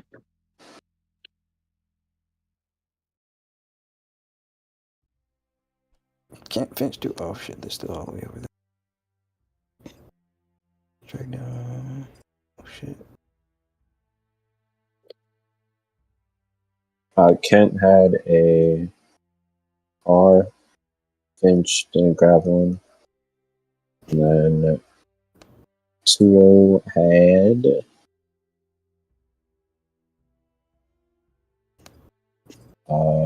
an N. These are our letters. And then what did Anya get? Onya got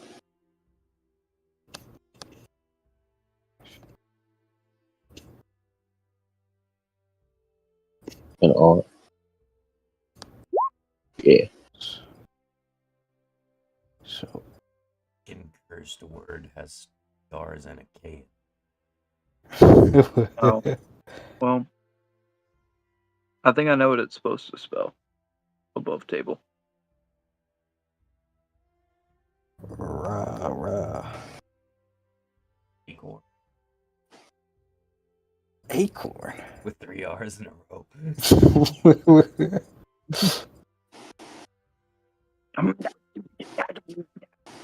Yeah, Sorry, I it heard sounds corn. like. Oh, ain't no way.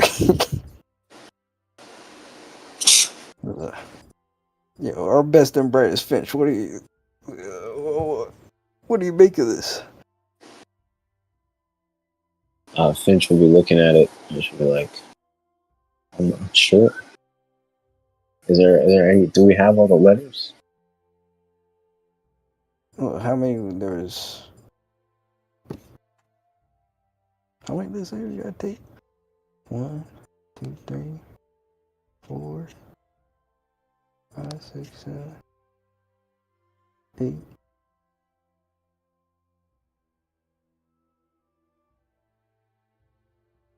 So just 8 letters? Is it not like 9 swords? Finch will be like, yeah, there's 9 swords. I think we only recorded 7 letters. So you gotta get the last 1 or 2. What the?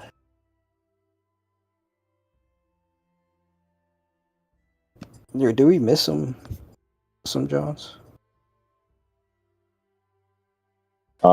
Yeah, this one, or this thing, and all the way over here. Piercing is the third, which it told us to take heed of the third, but do not be stirred by the third of the third of the third.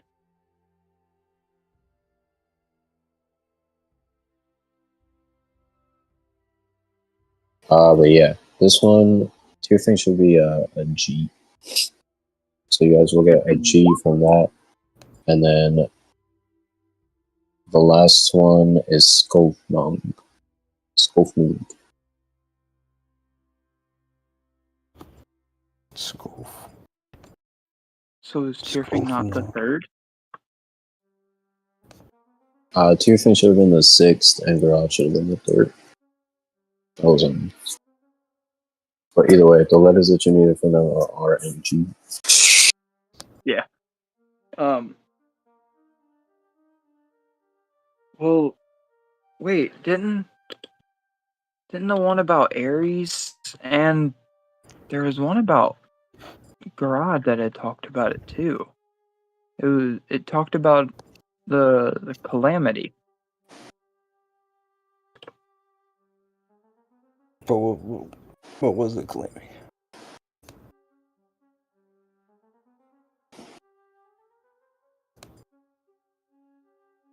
Slagfunk?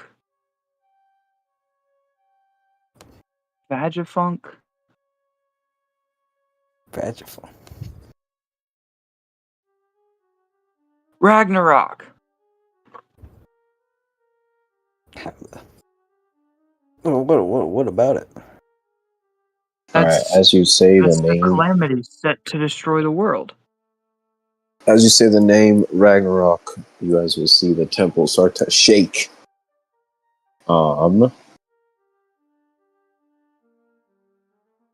Yeah, this you guys are over here.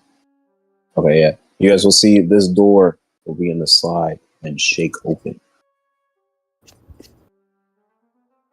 revealing the inner sanctum. I'll just turn the board like, hot damn. Yeah, I didn't know it would do that. I thought we had to press all of the letters on the murals. That's why I had all of us go over there. I didn't know it was just so you could find out what the letters were. Why would they do that when the story mentions Ragnarok like 4 times? Well, no harm, no foul. You know, let's not criticize their writing abilities. You know, they're from a different time. Yeah, but What are we talking about? I thought this was in character. I thought that's what it was. No, yeah, I was about to say, yeah, this is. We're talking about. Y'all can see the map. Yeah. Yeah, and I was about to ask Yiga if he really wanted to go in there yet. Well, half of our crew's still almost dead. You bring up a good point. Shit. I guess we could. There'll be a pale light from like a set of blue lines opening up in the center. You guys will see it's like a domed area, about like 120 feet high. These stone statues all around it resemble knights, and they're about 20 feet high, each of them. There is 8. Hear these guys. Yeah, we could set up camp if we could. We can't go outside, right? I mean, it's not like we're locked in here.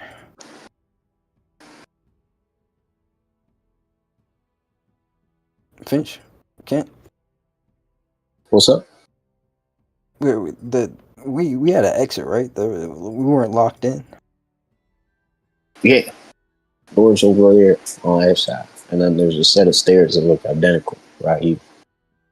Alright, well, I think it's probably best we recollect and put some ease on our bones.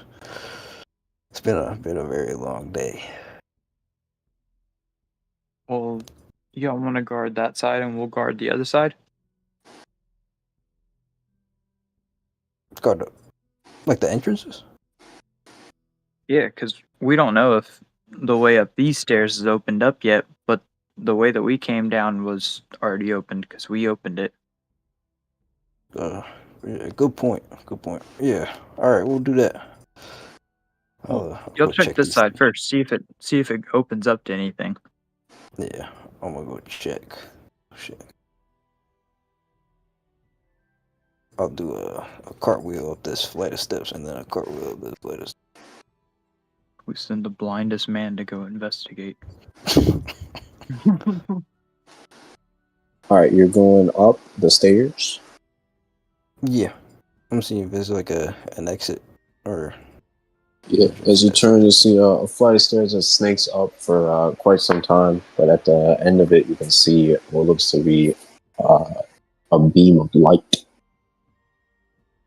Yeah, I'll shut down with them. Yeah, there's an exit. Alright, that means we gotta defend 2 points. I mean, do we really need to where are we defending from? Anything? Fair point. Grave robbers? Right. I mean, that's essentially what we're doing right now. Yeah. Let's do a Borne and how many of us? 1, 2, 3, 4, 6, 7 of us. All right, Borne, Onya. Actually, fuck, I need healing. No, I'm about to get fucking rest. Yeah, Borne, Onya, Finch, and to y'all could go guard that side. All right. Me, Ken, and Murdoch will hold down this side.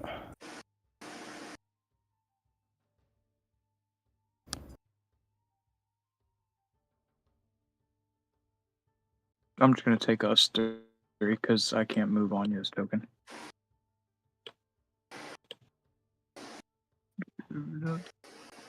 Alright, so what are you guys planning to do? One of us is guarding one stairwell, with the other group guarding the other stairwell. Yeah, for how long?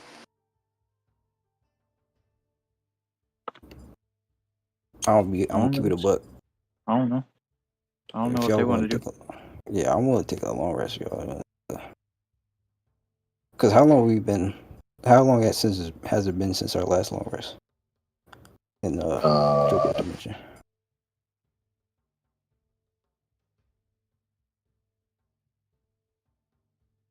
Like less than an hour or so. Less than an hour? About an hour or two. God damn, that was. Actually, I don't even think it can take a long rest. You have to wait like 24 hours between long rests or some shit. Let me double check.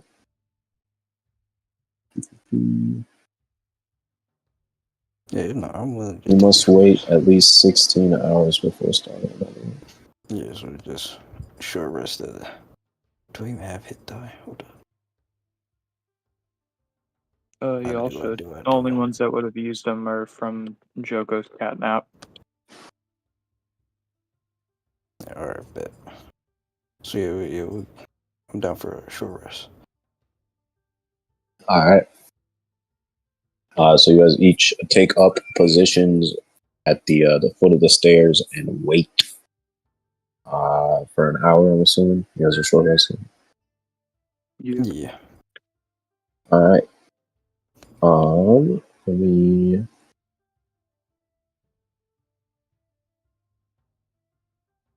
Yeah, nothing really is gonna happen. The group on this side, you guys will hear the sounds of waves crashing and the seagulls squawking. But other than that, you won't see much. You guys over here will hear just the sounds of creatures in the night. But again, nothing getting too close to your place. And after an hour, you guys can all take short rests. Alright, I need to roll the shit on my hit die.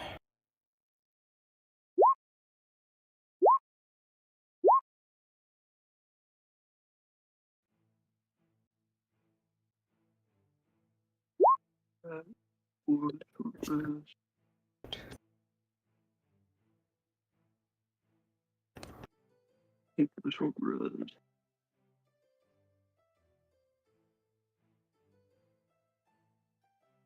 Character sheet.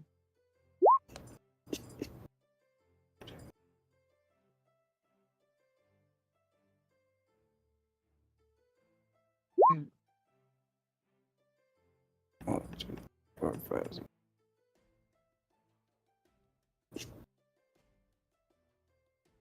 I'm fuck it. I'm using all these bitches.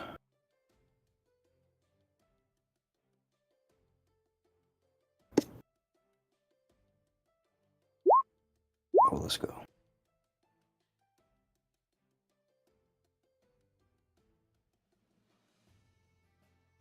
Okay. I guess that works.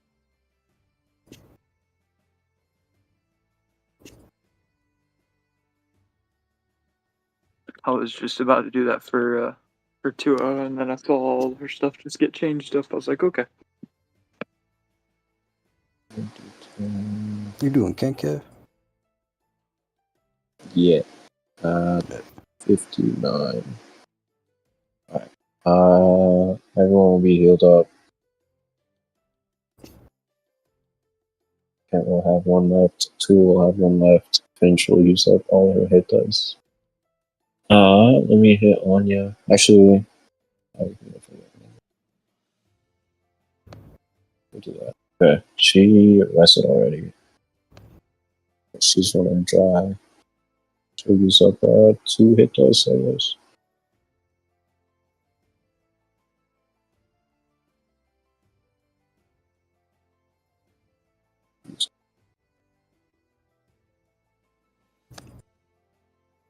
I need a All right.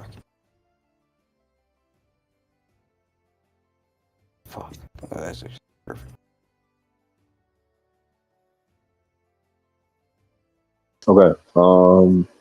Yeah. Short rests have finished.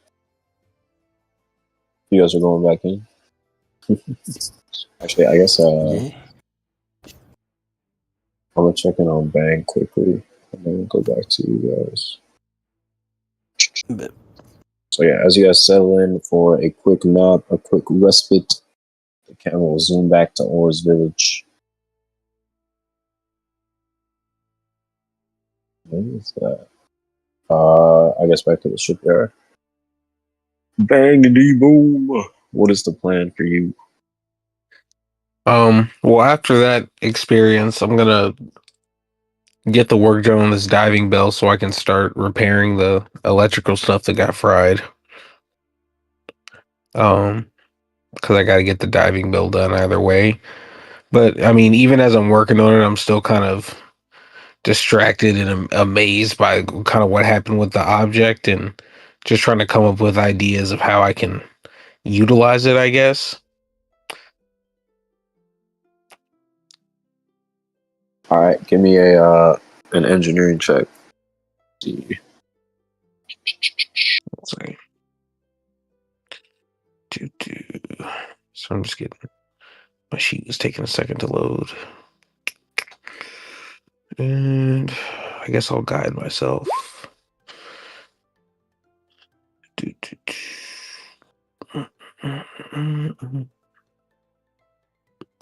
Roll. I don't know why enroll with advantage, but it's the same. Okay. It's 119. Okay. All right, I'll say with what you know, you will be able to figure out that the cube seems to have different modes. You theorize 9 different modes. Obviously indicated by the color of the lights. You're not quite sure how they're supposed to be maneuvered or like or changed or interacted with, other than your ability to power them on with a burst of electricity.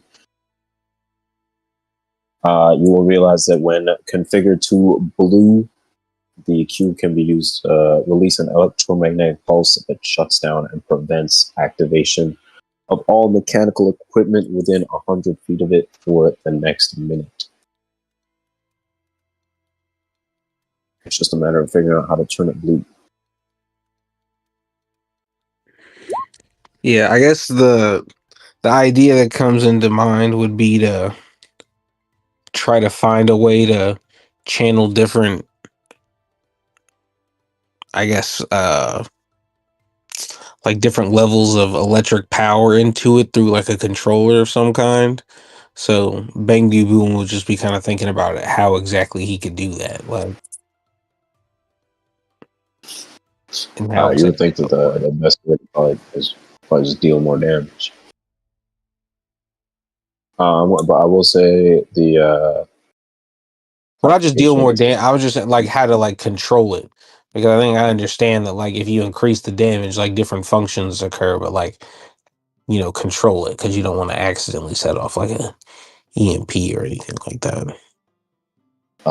Control it, I would say. I think I need some more empirical data for that. Well, yeah, I'm just saying that's the thought process at the moment. All right, sounds good. But yeah, I'm working on the, like I said, diving bell. I'm trying to make sure it has space for at least 3 or 4 people in case I need help transporting.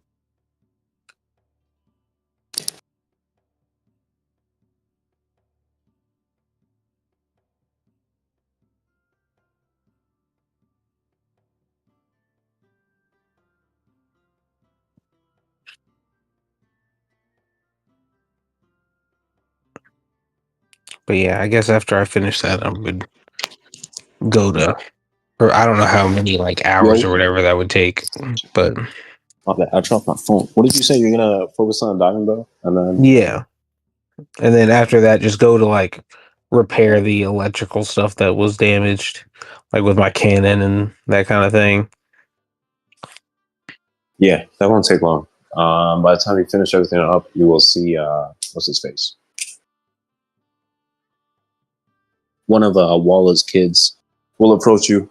The guy, I think his name was Helfring. Yeah, Helfring will inform you that they are heading out to complete another lumber raid, and that this is your opportunity to test out your weapon. I'll just be like, yeah, let's freaking do it. If you guys could help me grab the stuff. They will load the shit up, and Helfring will be like, so you just want to fire off a warning shot, a test shot? What exactly are you trying to figure out? Yeah, well, I mean, I want to see if it'll actually do any damage to him. I made some modifications to the actual spear so I can get it to return, back into the ballista. We just need to fire it and kind of dial in the aim. So we'll get more than one shot. Okay. And you want to fire that spear, right? The little spear. I mean, so what's the plan for getting it back once you fire it? Well, that's the thing. I made some modifications to it, so that's on me. Because I'm assuming they're covering the budgeting for the enhancement or whatever. But there's one that allows an object to return to a point. So basically, I would stand like where the like barrel or whatever is for the ballista and have it return there. Oh, you want to enhance the spear to be returning? Yes. Or the ballista to be returning? Let me double check. No, for the spear to be returning. So after it's shot, it would return to like the position where I'm at. And so I can just stand at the barrel and have it return there. Let me see. To returning. Oh, okay. That 100 feet might be a little too close.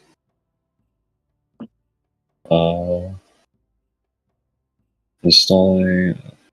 Yeah, they're covering the cost. There's no point in making you roll a bunch of fucking checks. You just spam it. Okay. Bet. So yeah, the spear will have returning. We'll say for 200 feet. Okay. So yeah, I'll Anything just let else you them wanna know. put on it? 1 second. Let me see. Where did it go? Sorry, I closed my enhancement thing for a second.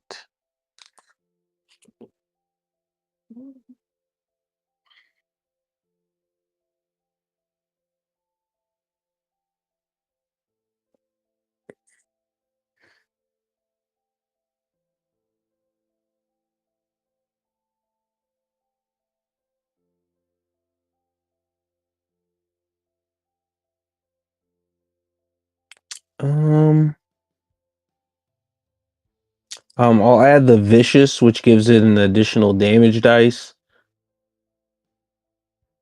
I think I can put one more on there.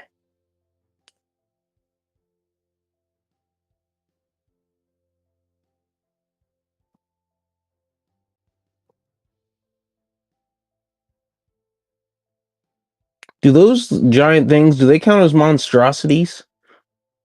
They would be constructs. Constructs, okay. And from what they've told me, they haven't seen like any sort of damage that is particularly effective against them. Nah. Okay.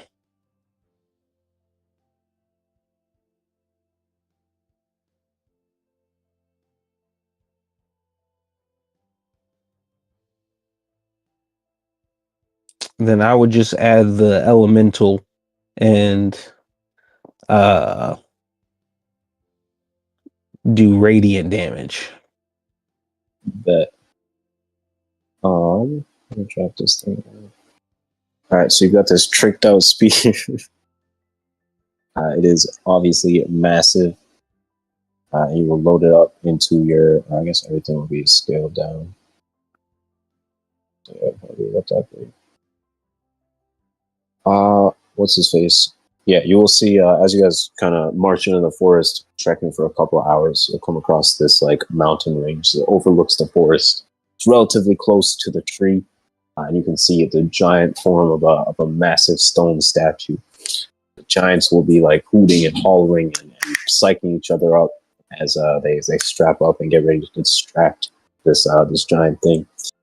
They'll leap down from the cliff that you're on, leaving just you and Hellfring. Or some Murdoch will be there as well, transforming into this giant dog that's actually way too big. Be closer to that. Into this giant dog and bounding all over the forest. They seem to be running, just kiting plans. But yeah, after some time, there will be like a giant shadow cast over the battlefield as a massive statue makes an appearance. Yeah. Let me see. Okay.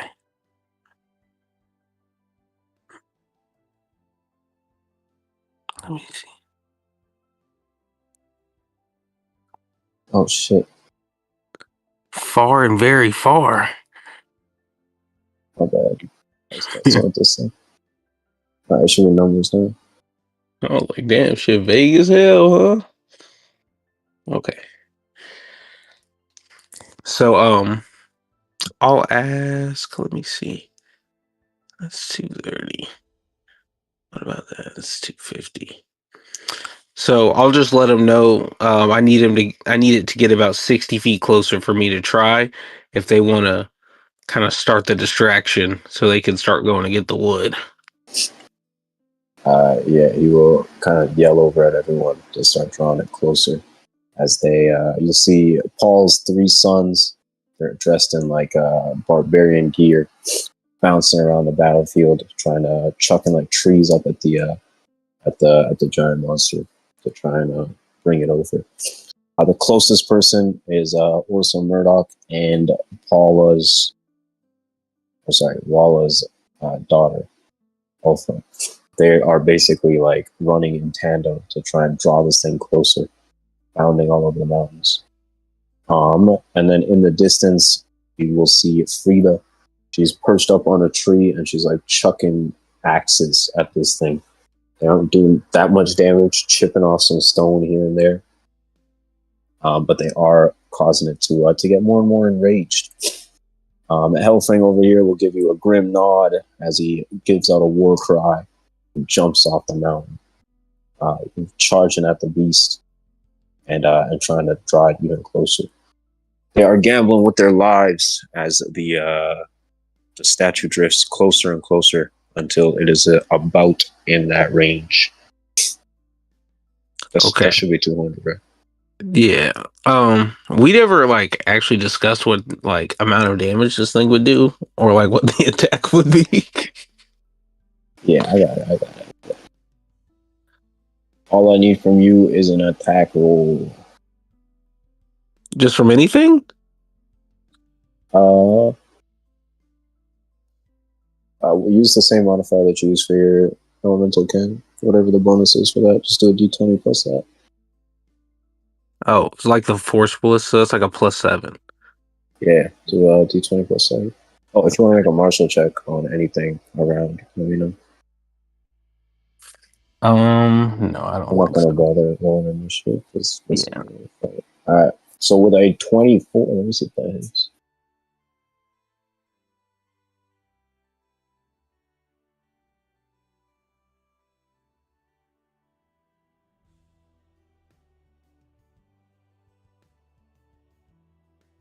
Oh, nice. Okay, so technically the spear is a +3 weapon, but I guess it's not a ballista. But a 24 is not going to hit. Oh, and you don't get the plus from the weapon? Yeah, it's 17 plus 7, right? So 24? Yeah. No, I'm saying you don't get the +3 from the +3 weapon? Well, no, because you would also be wielding that weapon, which technically you're not doing your firing. So you get bonuses that you have to, like, cannons and ballista. Oh, okay. So yeah, if that misses, then I'll call it back again, I guess, using returning. I'll like climb up onto like where the loading thing is and reset the string so it can be loaded and start like cranking to reset it. Kind of like those old school crossbows. All right. While you're doing that, this thing is going to bring its spear down and just try to sweep all these giants away. In a crashing arc, it'll be targeting the targeting. I guess it'll be targeting good old Hellfin. All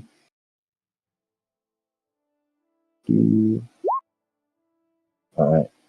It will slam into him, throwing him against the rocks here, as he gives out like a cry of pain before collapsing into the river below. He will look up at you. I'll be like, "Can you hit that thing, please?" Hey, I'm giving it my best shot, man. All right, you line up another shot. You can. I would suggest casting Bless on yourself here. Yeah. Well, I was looking through my stuff. So yeah, I am gonna bless myself. Let me see. And I might actually be able to. Can I use my bardic inspiration for this? Yeah, you should be able to. Because that's like a D8. So let's give it another shot. So got the D20. Oh Lord. And I don't think bless is gonna help that anyway. But All right, 11 is not going to miss or hit either. As the spear will return back to you. This fucking statue is going to town, destroying the giants. It will swing on good old Orson Murdoch.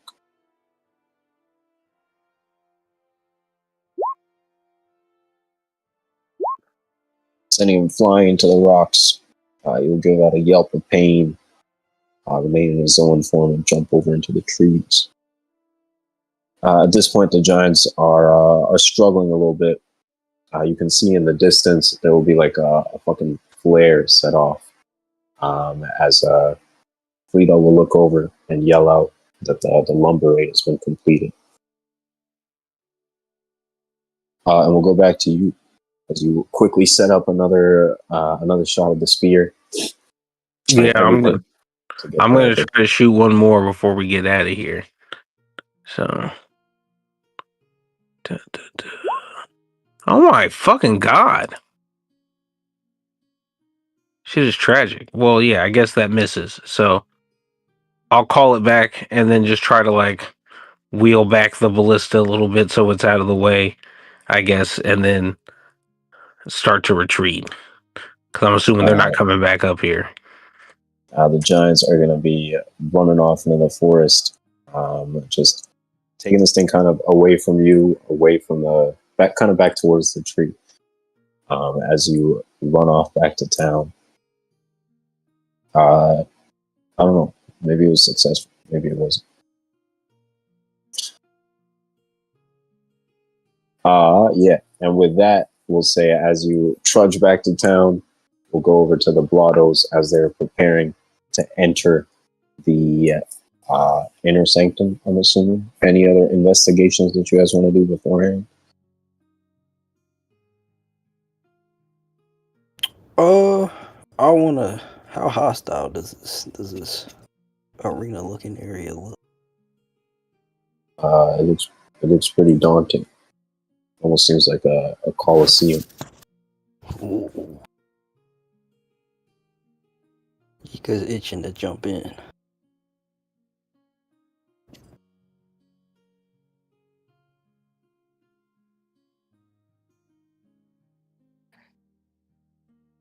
It's like the time is now. Starter? Yeah. Oh shit. Oh yeah. The time is now, buddy. Right. All right. Before we head in, as suggested by our lovely cook, we should probably strategize a bit before we step foot into something we don't know what's gonna happen to us. So, I think with that,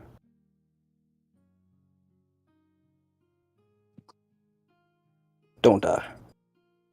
No, I'm playing. But Finch, Tuo, Onya, and Kent, to get in the fray if this stuff gets if it's really heavy in there. Try to keep your distance. That's what I'm saying.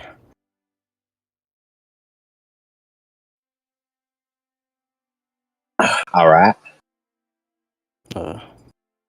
Murdoch, Borne. Let's fuck shit up. Right. All right.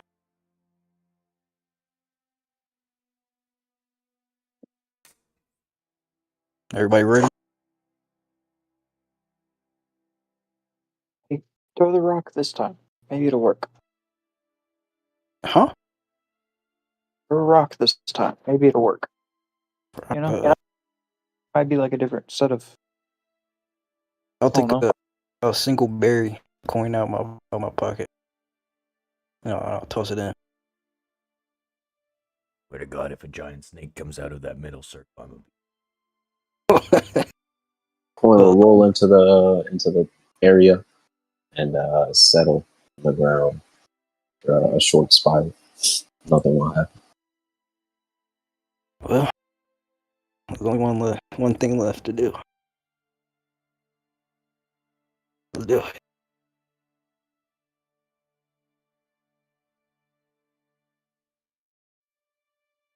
As Honey, Yiga I'm falls home. into lava.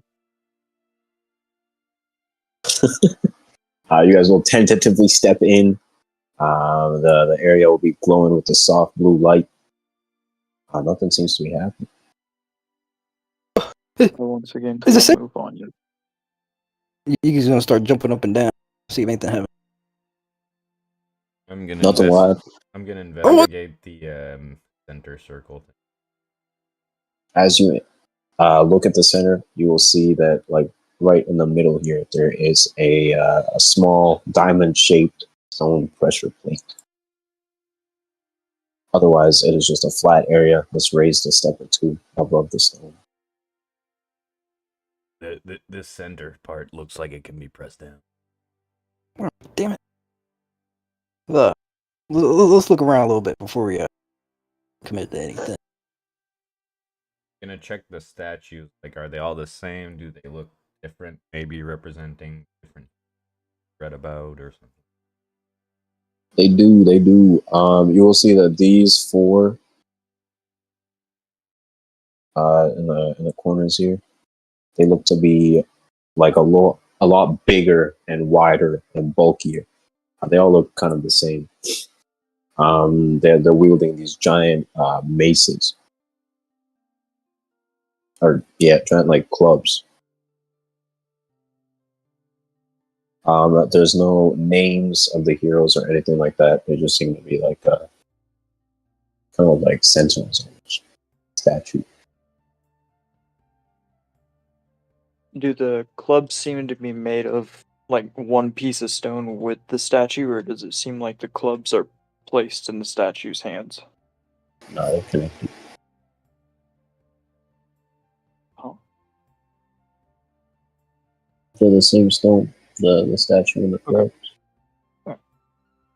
They look normal. So you're saying 4 of them have clubs, the other ones? These ones look a little more. Hold on, let me double check. What fucking?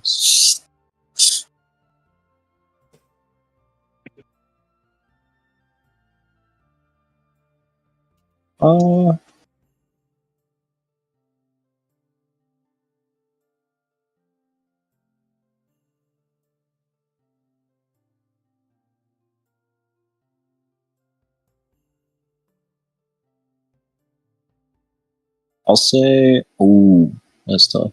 These ones, they're like a little bit more slim, and they have like dual short swords on each side, and they're taller and thinner.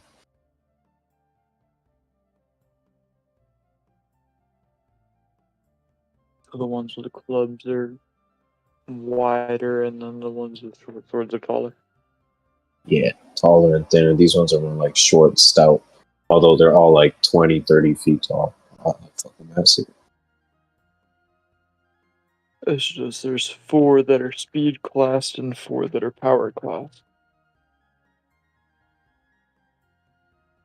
Type shit. I mean, ain't really nothing else here.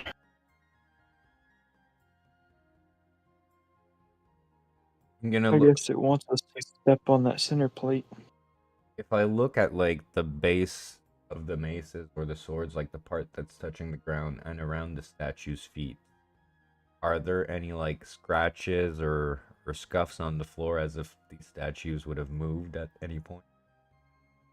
Yes, definitely. Well, guys, I think I know what's gonna happen when we press on that. Yeah, it's gonna be the snakes all over again. Oh, look at the feet and around the base of the weapons on the ground. Yeah, but Statues you're the looking snakes at are any? cling to life. If the statues you're looking at are any like the one I'm looking at, it looks like these things have moved and gotten back in place a few. Oh shit. It's Yeah, just fight that these. they weren't worthy of Lofi. But they're so damn tall. So here's what I think we should try out. Have Iroh and Yasu. Got 2 swords that were mentioned in these tablets. Maybe the fact that I have them will, whatever happens, incline to be on our side. Maybe it's gonna hate us more. I don't know, but that's the idea I've got.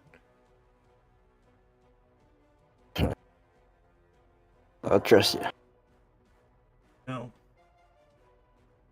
Doc's gonna pull out Iroh, Yasu, and here goes nothing. Step on the middle plate. All right. Do you want these guys anywhere before you step? Want what? These NPCs, do you want them to be anywhere before you guys step? Right out the room, guys. Yeah, keep your distance. Like we playing. On the other side.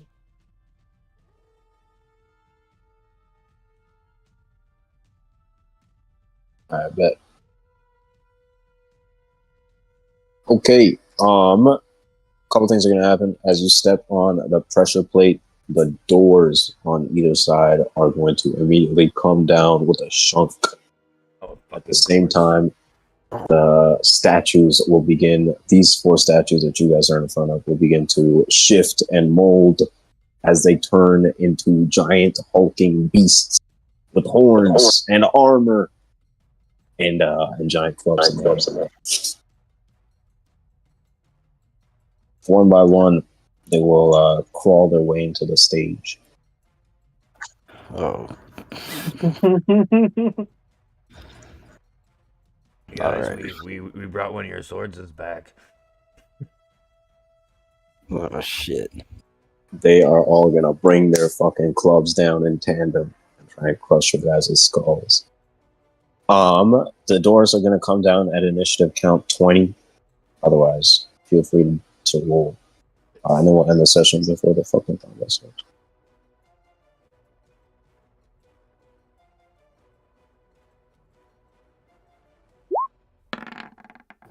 Passing it.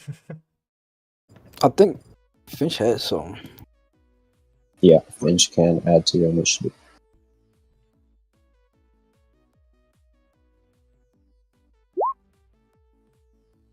Oh, look at that. Crit from one. How much is it?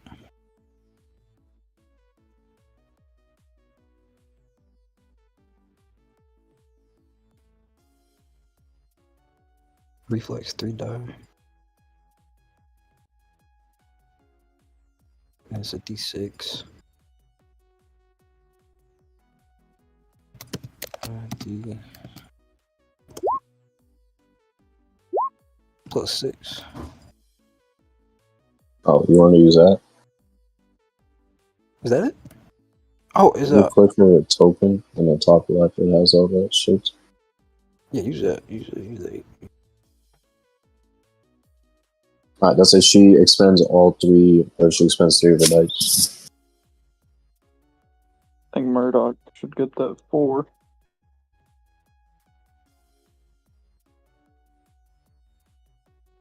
Wait, what you? Or is it one ally gets all of them? Yeah, when one ally, she uses her reaction. 2 out of 12. Plus 8 puts Murdoch at a 15.2. I wrote Kent. Where he at? Right there. Left side.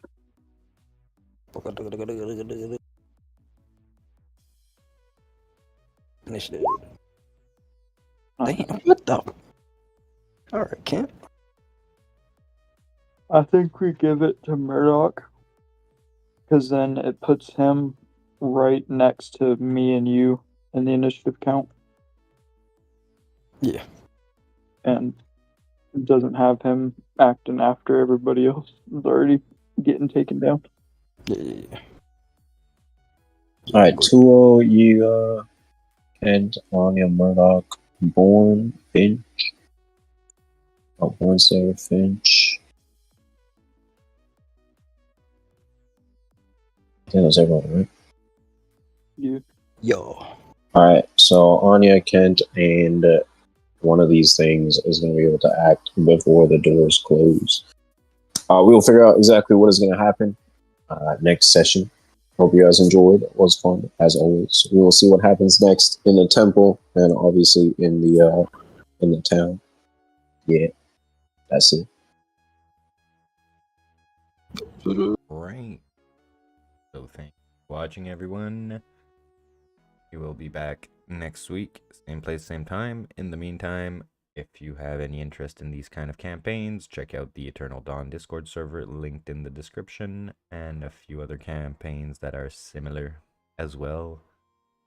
Yeah, go check that out. It's a place to be if you want to start one of these, jump in a future one, or anything like that. So thank you for watching.